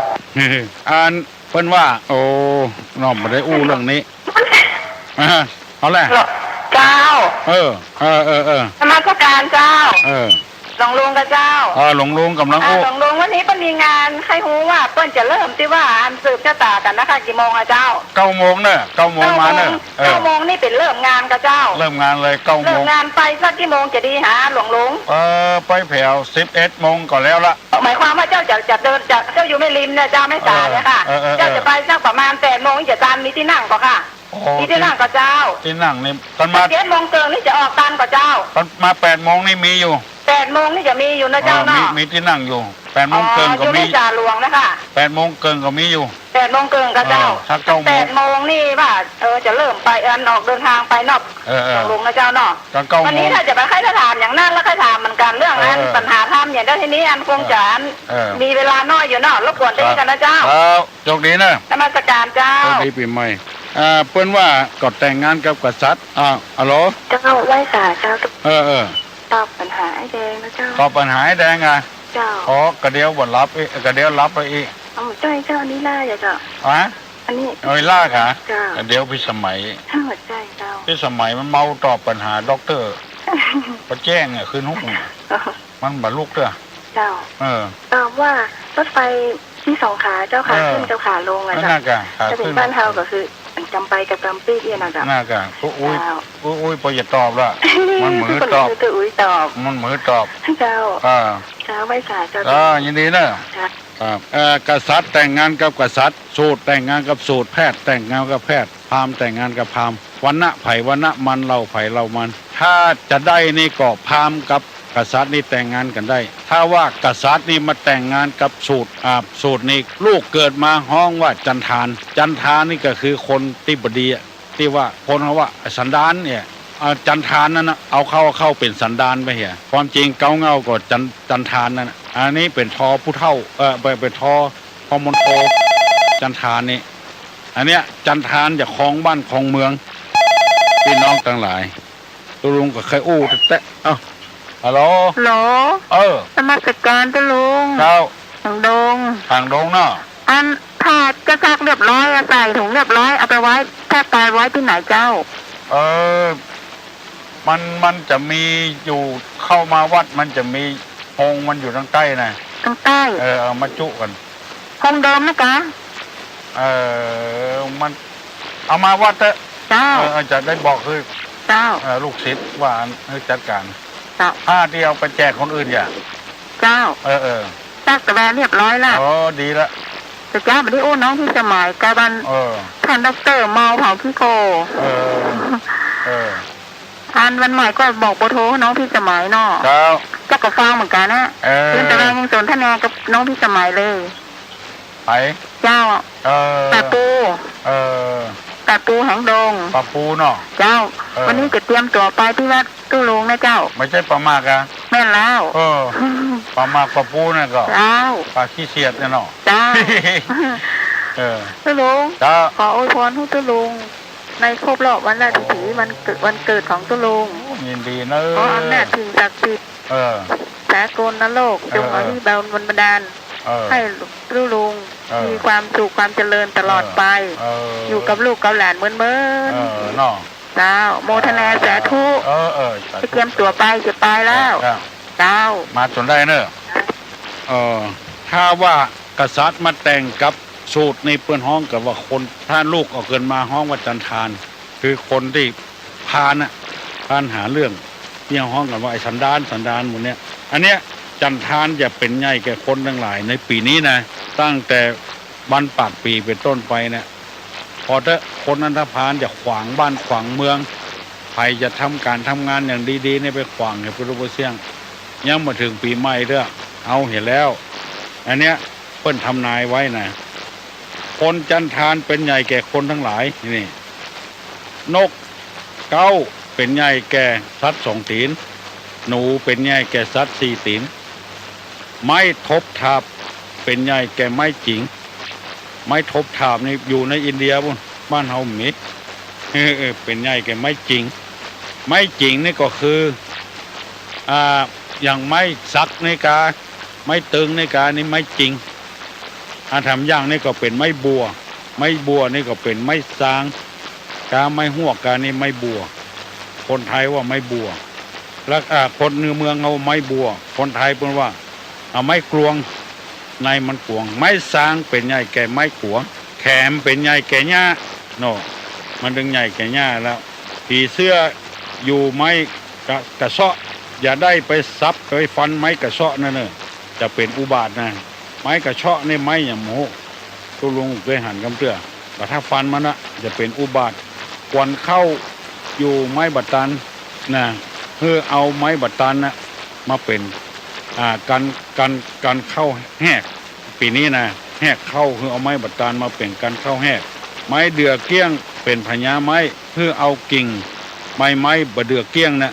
มามัดกับไว้ที่เสาเอกอย่างวันนี้ปีนี้นะไม้บะเดือเกี้ยงเนี่ยเอามามัดที่เสาเฮือนนะเอาเสาเอกก็ได้เสานางก็ได้เสาบ้านเสาเฮือนดีหมดเพื่อเอาไม้บะเดือเกี้ยงมามัดไว้จักวุฒิจำเริญปีนี้ปีนี้นะเข้าป่านกลางลูกไม้อะไรสมบูรณ์ดีหาตุกก็ได้ถ้าจะดำหัวนี่ก็เพื่อเป็นหน้าลงดินเพื่อเป็นง่อนไปทางบนฮัลโหลครับอ๋อมาปั่นป้อนลุงเหรอลุงครับตันช่วยอู้ที่ใหม่ครับผมโดนปัดตันครับเรื่องอย่างเรื่องที่ว่าใครจะพ้องเมืองทีเนี่ยครับมันผมน่าสนใจมากเลยครับติดโดนปัดตันหมายได้ก่อนที่ว่าคนกันทันใหม่ได้ก่อนครับในสมัยพุทธกาลน่ะมาถ้าจดอะเปิ้นแบ่งคนไว้อยู่3 วรรณะคือ1กษัตริย์ในหูเนาะ2พราหมณ์นี่เป็นครูบาอาจารย์เป็นคนสอนหนังสือ3แพทย์แต่พอพานพอทหารและยอยักษ์ แพทย์นี่เป็นคนค้าขายเป็นคนเนี่ยให้เนี่ยสวนขับรถขับรางหมดนี่เป็นคนรับจ้างไงละค้าขายคนรับจ้างอย่างหมดเนี่ยนี่เรียกว่าแพทย์แล้วอันสุดท้ายนี่เป็นสูตรสอเสือสระอูแล้วก็ต่อเต่ากหารรอเรือมหากาศกษัตริย์นี่ต้องแต่งงานกับกษัตริย์พราหมณ์ต้องแต่งงานกับพราหมณ์แพทย์ก็แต่งงานกับแพทย์สูตรแต่งงานกับสูตรถ้าว่าบุญบารมีกันมันเปิงใจกันแต่เจ้าแล้วปังหลังมาพราหมณ์แต่งงานกับกษัตริย์นี่ได้แต่ถ้าว่ากษัตริย์ไปแต่งงานกับสูตรวันณะสุดท้ายนี่นะลูกเกิดมาเรียกว่าจันทานโอ้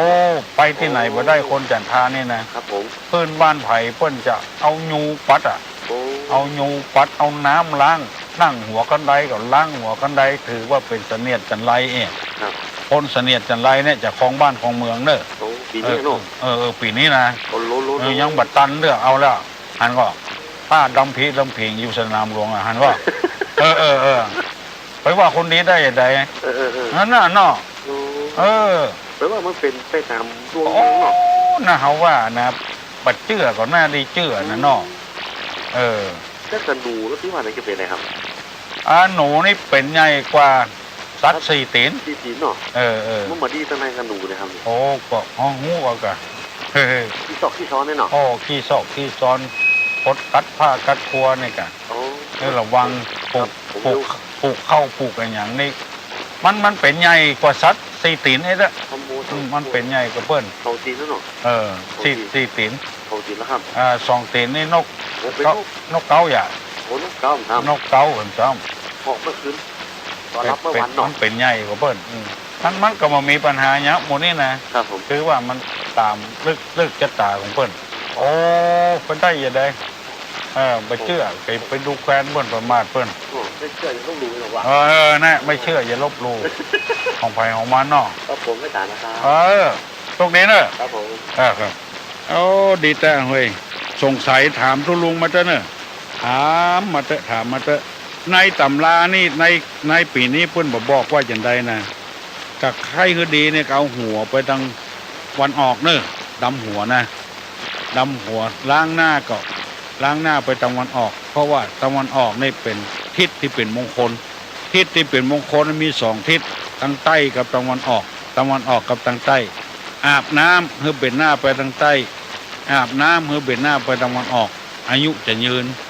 ถ้าเบ็นไปมันตกเบ็นไปทางเหนือนี่เป็นมงคลจะอาบน้ำก็ดีดำหัวก็ดีช่วยนะฮัลโหลพ่อเจ้าอันบัดเดียวเกี้ยงนี่มันคือบัดเดือนใดเจ้าบัดเดือนต้นบัดเดือนเกี้ยงอ่ะเจ้ามันบัดเดือนดองแดงไม่ใช่บัดเดือนหน่วยแดงๆนั่นแม่งเหรอเจ้าน่ากะต้นนี้ต้นน้อยหน่วยใหญ่เป็นแหลบนั่นอันที่เป็นแมงพิงนะเจ้าล่าที่มันอยู่กับที่ดินมันต้นบ่พอสูงนะเราจะอันนั้นบัดเดือนอย่างพวกเนาะที่บางบัดใจเหรออันนั้นบัดเดือนปองบัดเดือนเกี้ยงไม่ทำยังบัดเดือนเกี้ยงไม่ทำยังที่ไปเปิ้นเอาต้มกินแกงกินนะก็จะนั่นบัดเดือนเกี้ยงเนี่ยข้างนอกสุกใสข้างในเป็นพงบัดเดือนมันไม่ค่อยดีน่ะข้าเจ้าสระผมเดี๋ยวเจ้าไปได้สระลงที่ดินข้าเจ้าอยู่บนตึกอะไรอย่างเงี้ยมันเป็นอย่างเป็นหัวเป็นวันออกเจ้าเป็นหัวมันมีอยู่2 ทิศแล้วก็เอาเขามีสปอยเจ็ดหน้าผากแล้วโอ้ดีคนจะมาทำงานเจ้าไม่ตี5อะไรเจ้าโอ้เก่งถ้าอย่างได้บัตรรบกวนทุกบ่อเลยเจ้าไฟสาเจ้าปันหน้าพวกคนใหม่เนาะเจ้าวันนั้นวันดีดีละถ้าบ่เข้าใจอย่างไรก็ถามตุลุงมามันมีทิศอยู่2 ทิศที่เป็นมงคลทิศใต้กับทิศตะวันออกอาบน้ำก็เบนหน้าไปทางใต้พอมาเบนหน้าทางใต้ก็เบนไปตะวันออกทิศที่เป็นมงคลนอนก็เหมือนกันเบนหัวไปทางใต้อันนี้จะเป็นสิริมงคลครับวันนี้น้องวันได้โทรมาหาตุลุงเนาะตอนนี้อยู่กาดแม่เลมให้ตุลุงกาดแม่เลมให้อยากอวยพรให้ตุลุงมีความสุขในวันคล้ายวันเกิดวันนี้ค่ะสาธุดีเนอะไม่ได้อยู่ว่าไม่ได้ฟังวิทยุเลยนะเพราะว่าก็ได้กับปฏิสักโอ้โหว่าการนอนอากาศเป็นอย่างไรเนาะได้ยินเสียงคนนักก็ตุลุงตอนนี้ต้องอยู่คนหลา ลายแล้วเนี่ยเจ้าโอ้หลายแล้วถ้าตุลุงมีความตุ้มนั่งแรกนี่ก็เป็นปัจจัยของสภาเจ้าบ้านเป็นมันเหมือนเนอะเจ้ายินดีเนอะปั่นปอนมานะเจ้าขอมีความตุ้มนะเจ้าวันดีโอ้ได้ครับปอนกับลูกกับหลานจะอยู่เมินแถมตะใดบ่ฮู้เมินแถมตะใดบ่ฮู้พี่น้องทั้งหลายตามเลิกชะตาเพิ่นว่าอย่างนั้นแล้วก็ท่านทั้งหลายก็มีความสนใจตัวเรื่องราวอย่างต่างๆตุลุงดีอกดีใจเป็นอย่างมากที่เปิ้นถามกันแต่คืนนี้เนี่ยเมื่อตี 3 ตี 4นะเฮ็ดดอกน้อยออกด้วยเข่าเขียวกินคนเดียวเมาตัวโลกล่านะมันเปิ้นว่าลาหูอมจันทร์เนี่ยลาหูอมจันทร์คือตะวันตื้อกันไม่ใช่เดือนตื้อกันแล้วก็คนอยู่ทั้งลุ่มก็เดือดร้อนกันเนี่ยเมาตัวโลกล่าคือมันคับกันมาได้กินกันคนเดียวทั้งลุ่มก็ตีกระลกปกเปล่ากันปกปากเมากันอันนี้ที่มันถูกต้องพอออกไม่ออกพี่น้องทั้งหลายยินดีกับผู้คนเนอะให้คำอกคำใจอย่างวันนี้วันเกิดของตุลุงใครจะมาอวยพรก็อวยพรเนอะ121 058ตุลุงจะฮับปอนั้นไว้ด้วยความสวัสดิภาพฮัลโหลจำได้มาตรการเจ้าตุลุงเจ้าโบบูนเจ้าโบบูนเจ้าเสาหินน้องหอยเนอะขออวยพรให้ตุลุงวันนี้วันคล้ายวันเกิดขอให้สุขภาพตุลุงแข็งแรงดีแล้วก็มีอายุมั่นขวัญยืนเจ้าที่อย่างเจ้าที่ยังเจ็บป่วยก็ขอให้หายจนปิดทิ้งเลยขออยู่กับลูกกับหลานเป็นขวัญใจลูกหลานไปเมื่อเดี๋ยวเจ้าขอมันหายเนอะพยายามนี่นะหายไม่ได้อยู่กับลูกกับหลานมันเมินเนาะได้ออกอากาศถึงวันเนาะมันลูกหลานมีความสุขได้ฟังตุลุงนะเจ้าแต่เจ้าโบกุลก็สนทนากับถ้าจะด็อกเตอร์กับน้องพี่สมัยเจ้าน่าแก่ก็เดี๋ยวบนลูกเต๋อลูกเจ้าก็ขอให้ตุลุงมีความสุขนะเจ้าพี่สมัยถ้าบัดตื่นด้วยโทรมาตะกี้แล้วเจ้าอยู่ที่กาดพูดนะเจ้าอันกะเจ้าเสียงไปทำอย่างได้เจ้าละเอียดกันนะเจ้าน้ำมัสการเจ้าตุลุงเจ้าโชคดีปีใหม่เนอะเจ้าดีแล้วพี่น้องวงศาคณะญาติทั้งหลายฮัลโหลสการตุลุงครับวันนี้วันเกิดตุลุงไหมครับวันเกิดตุลุงน่ะขอตุลุงมีสุขภาพดีนะครับยินดีเนอะตุลุงมีสุขภาพดีกินลมโพลมใส่ของเจ้าบุตรครับเนาะมาปันปอนกับตุลุงเนาะ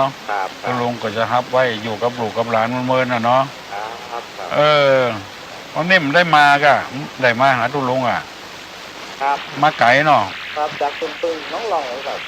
น้องหลองพุ่นมันไก่มามันได้เป็นน้ำเนาะคนฮุดน้ำกันเต็มบ้านเต็มเมืองก็อนุโมทนากันตุลุงเนอะครับจบดีเนอะครับผมอยู่เวงน้องหลองพุ่นครับนมัสการเจริญพรดีแล้วฮัลโหลนมัสการครับหลวงพ่อเจริญพรครับขอให้หลวงพ่อสุขภาพแข็งแรงครับเจริญพรครับขอให้พลาดำใหม่สุขภาพแข็งแรงอยู่กับญาติโยมไปตลอดครับ ผมไม่ใช่คนเชียงใหม่นะครับแต่ผมเป็นคนต่างจังหวัดครับครับแต่ยังไม่เคยไปวัดหลวงพ่อเลยครับเหรอแต่หลวงพ่ออยู่ที่วัดไหนครับวัดโสภณารามขึ้นมาทางอำเภอแม่ริมนะครับผมมันเหนืออยากจะไปนมัสการหลวงพ่อครับมาทำงานที่เชียงใหม่ได้ยินแล้วว่าวันเกิดหลวงพ่อก็เลยอยากจะอวยพรให้หลวงพ่อสุขภาพพลานามัยแข็งแรงครับฟังทุกวันหรือเปล่าก็ฟังหลวงพ่อทุกวันนะครับแล้วเข้าใจดีครับผมก็ฟังจับใจความเอาครับจับใจความเอาครับจับใจความเราครับพอรู้เรื่องเนาะครับผมอยู่นานละก็มาอยู่นี่ได้ไปกี่เดือนครับ3-4 เดือนครับเพิ่งมาค ครับผมอยู่นานไปรู้เรื่องหมดเลยครับขอย้ายมาที่เชียงใหม่นะครับแต่ผมเป็นคนอีสานครับหลวงพ่อคนอีสานครับมาอยู่ที่นี่เลยหรือเปล่าหรือว่ามาค้าขายมาทำงานครับมาทำงานครับผมยังไม่แน่เนาะครับก็มาทำงานแล้วอยู่ไปเรื่อยๆครับอยู่ไปเรื่อยๆครับจะมีโอกาสจะไปนมัสการหลวงพ่อครับเจริญพรครับผมขอบคุณครับสวัสดีครับเจริญพรเอาละเนาะพอออกไม่ออกเนาะ7 โมงแล้วศรัทธาตายงบมาวัดมาวาวันนี้วันศีลกันซ้ำฮัลโหลวันนี้มันเกิดเป็นหลวงพระเจ้าวันเกิดขอวอนลูกทุกคนอยู่กันดูหลานไปเมืองเจ้าก็อวยพรให้ตุลุงเนาะยินดีเนอะยอมครับเอาฮับเอาหมดอะใจว่าจะได้ปากไว้ได้ยอมฮับเอาหมดอะเนาะ100 ปีเลย100 ก่อน10,000 ปีก่อน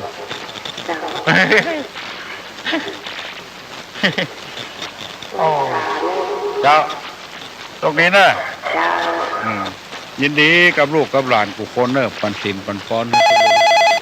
เอาหมดอ่ะฮัลโหลอยู่เจ้าไม่วางนะขออวยพรแต่เจ้าไม่เจ้าไม่วางเจ้าแล้วจะไปเป็นครอบครัวไปอยู่แต่อวยพรกับเจ้าจะลุงมีสุขภาพและอนามัยที่แข็งแรงที่สุดนะเจ้าไปดื้นจะไปได้อู้กับลุงกับเจ้าคนนักเนาะมันคนมันนักเจ้าขออวยพรแต่เจ้านะเจ้าเจริญพรเจ้าดีนะเจ้าทั้งครอบครัวนี่ขอที่ลุงอยู่อายุมั่นขวัญยืนนะเจ้าเจ้าตั้งเพศกับเหมือนกันเนอะไม่วางนะที่มากล้าขึ้นมีโชคมีลาภเนอะติดใจทั้งครอบครัวของข้าเจ้าเจ้าติดใจดีมีโชคเนอะเจ้าเกิดเวลาเนี่ยนี่7 โมงฝ่ายเนี่ยนี่มาเจ้านะ7 โมงพอดีไปเมื่อคือปอนตุลุงวันนี้กับนับว่าดีขนาดอะเอาละเนาะมันเกาะตะควายไปแล้วศรัทธามาทำบุญตักบาตรตัววันนี้เป็นวันเดือน7ไปไงวันศีลตัวเพิ่นมากันมานักท่องไรเถอะประเด็นนี้มาทำบุญตักบาตรการขันเข้าขันน้ำก็มีอย่างก็มี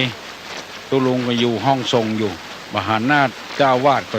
จะบ่ค่อยเหมาะขอย่างก่อนเนาะเปกสังขารล่องวันนี้ขอฮื้อป้ากันอยู่ดีมีสุขเนอะอายุมันขวัญเงินที่มาก็ขึ้นมีโชคมีลาภเนอะวันนี้จะปั่นปอนฮื้อพ่อแม่พี่น้องทั้งหลายทุกคนเนอะอติกันโตสังขารปีเก่าล่วงล้นไปแล้วละวิสังขารปีใหม่แก้วพญาวันมาจูจอดหลอดถึงเติงแก่ตั้นทั้งหลายทุกคนปีเก่าล่วงไปแล้วขอให้ปล่อยพ้นเสียยังเคาะปีเคาะเดือนเคาะวันเคาะยามเคาะเจ็บเคาะไม้เคาะไข้เคาะหนาวเมื่อหายคืนหายวันเหมือนต่อมน้ำอันกิ่งกัดตกจากใบบัวบอลจะได้ปิกปอกขึ้นมาปีใหม่นี้ไปหน้าจงให้ปากันประกอบไปด้วยอายุปีเดือนวันยามโชคปีโชคเดือนโชควันโชคยามไปใจอยู่ก็คือมีโชคมีใจออกบ้านประกาขายไล่ล่องต้องบ้านเตียวเมืองกันใดก็คือได้โชคได้ลาภปากันปราบชนะข้าศึกทัดหรูหมู่ม่านคนจันทานทั้งหลายก็คือหายไปเหมือนต่อมน้ำอย่าได้ปิกปอกขึ้นมาคือได้อยู่ดีมีสุขอายุมันขวัญยืนเหมือนกันกุโกนเนอร์วุฒาปจายโนจตาโลธรรมาวัฏันติอายุวันโนสุขังพลัง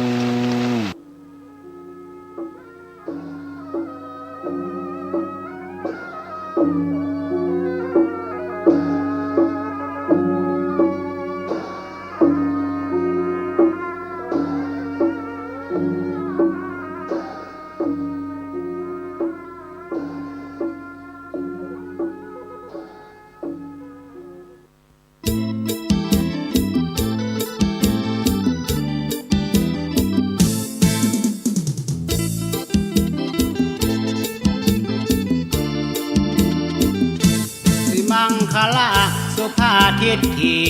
มือสั่นวันดีเลิศแล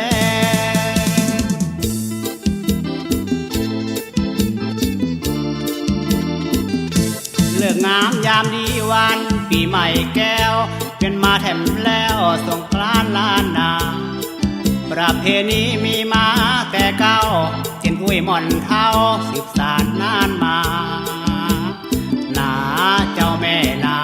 13 เมษาเวียนมาแถมตื้อ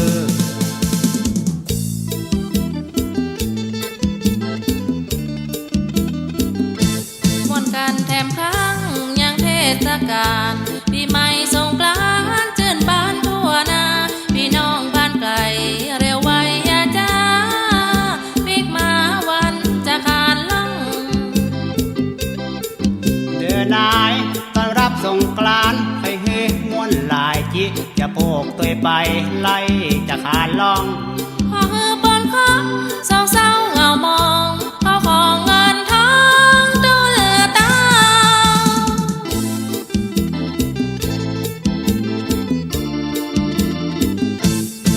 13 เมษาจะขานล่องเจ้า14 วันเน่าเตรียมข้อของขัวตาล15 พายวันนั้นแต่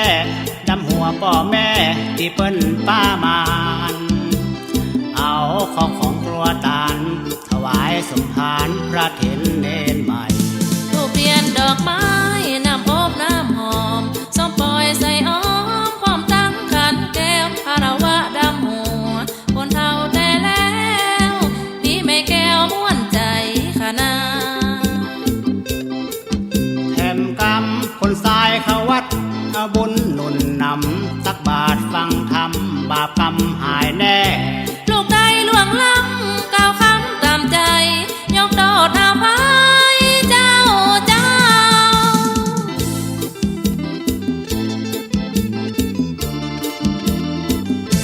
ปีใหม่เมษาเอาอาท่านเจ้ากินเหล้าเมาเหล้าเป็นธรรมดากินเมาอย่าไปเฮลำอย่าไปบุ่มบำลำศอกลำวานาเจ้าแม่นาเข้าวัดไว้สากุศลบุญส่งทำบุญอุทิศกินตานไปหาผู้มอละนาทิศเหนือดอกใดทานของกินแล้วยังของใจอันใด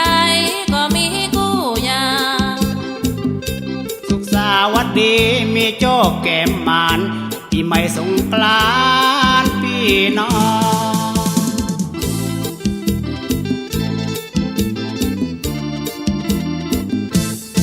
16 เมษาที่ก้องมองเจ้าปีนายน้องห้องเพลงกันไปสงกรานต์ปีนี้ม่วนแต่ดำหัวพ่อแม่ต่างบ้านถ้วยไปเจ้าแม่ไปจะไกลจะไกลจังใดบอกว่าไปแอวไปม้วนสนุกสนานแห่นางสงกรานต์จื่นบ้านทั่วหน้ามีสุขใจคนไกลลุ่มฟ้าบ่มีอย่างมาสุขเต้าสงกรานต์ปีนี้บ่มีหงอยเหงาบ้านเปิ้นบ้านเฮาโหเล่นกันซา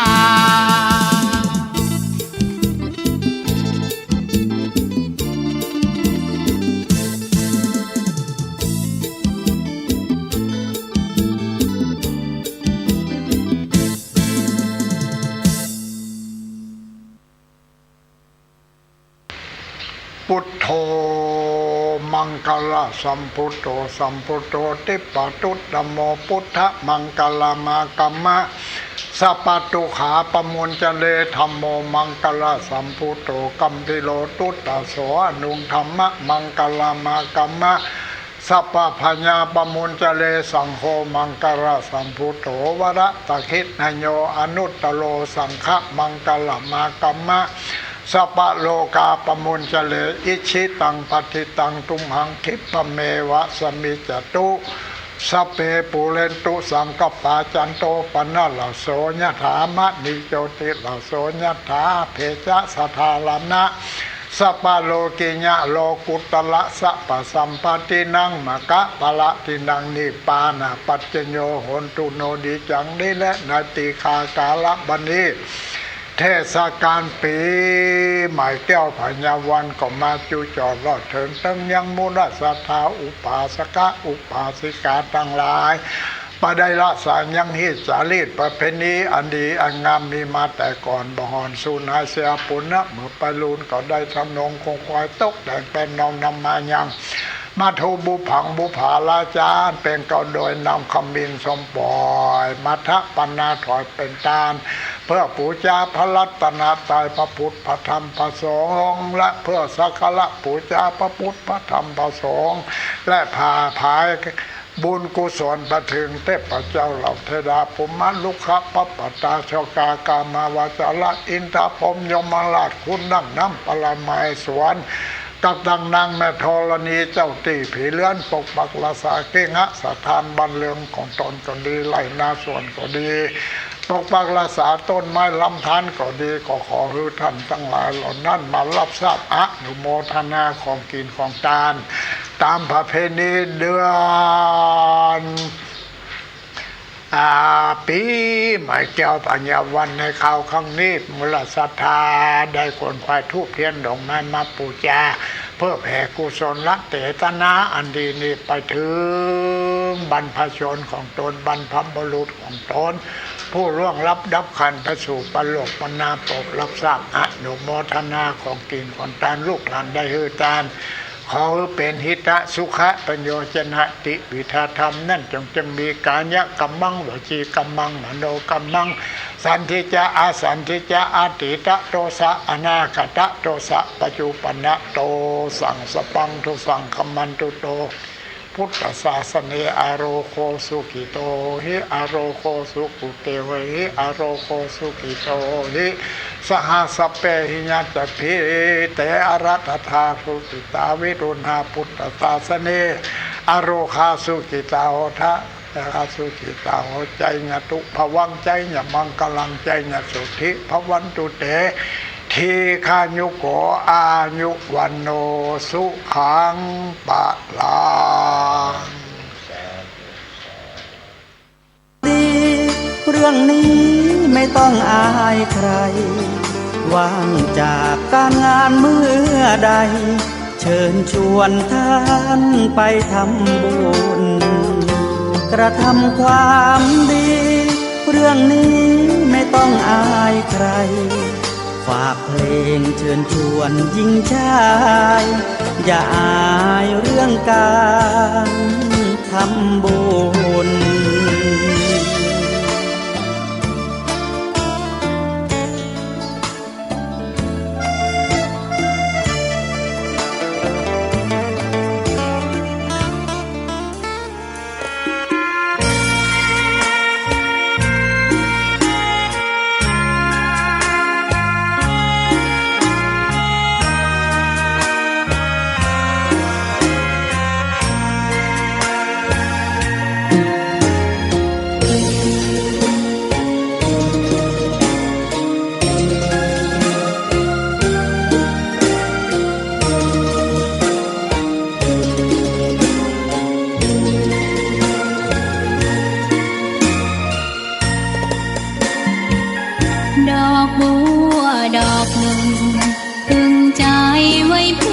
บูชา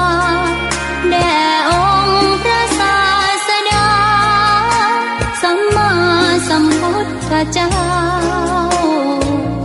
มีความงามเงียบไม่เปรียบเทียบเขา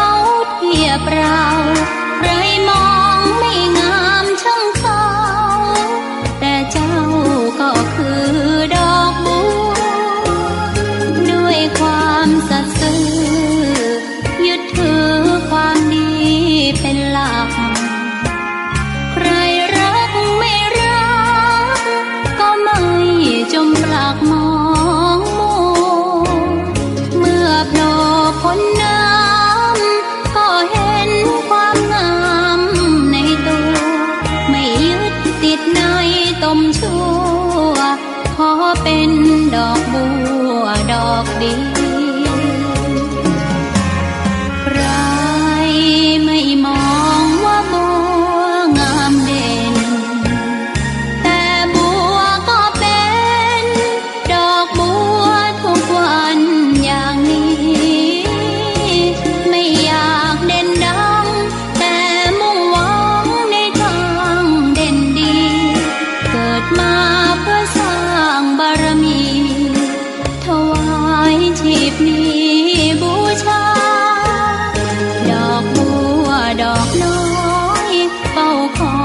คนที่ใจบุญมาโอบเอื้อเกื้อกูลรู้ค่าของบุญเก็บบัวขึ้นมาเพื่อสร้างความดีและเสริมบารมีดังว่าใช้ดอกบัวนี้บูชาพระสัมมาสัมพุทธพระองค์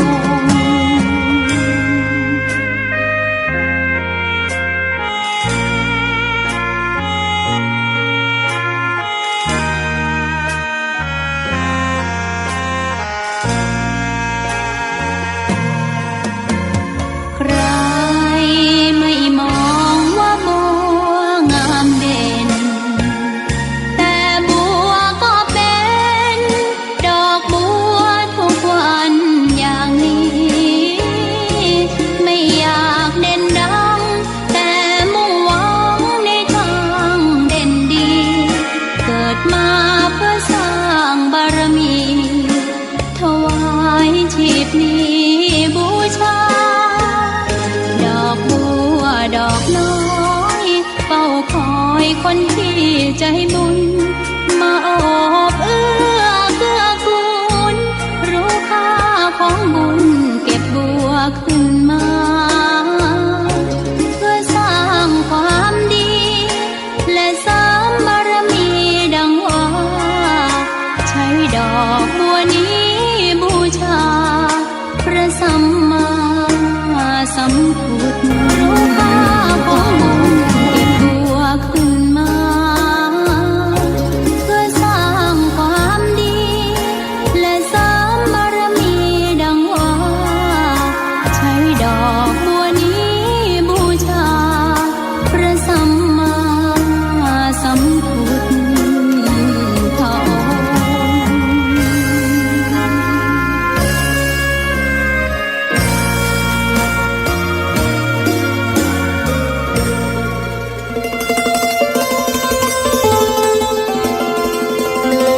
ขอนอบน้อมต่อพระรัตนตรัยแก้วเจ้าสามสารธรรมยามเจ้าเสียงธรรมยามเจ้าเสียงธรรมแสงอรุณธรรมะยามเจ้านะที่ในทุกวันจันทร์เวลานี้ที่ครูบาอาจารย์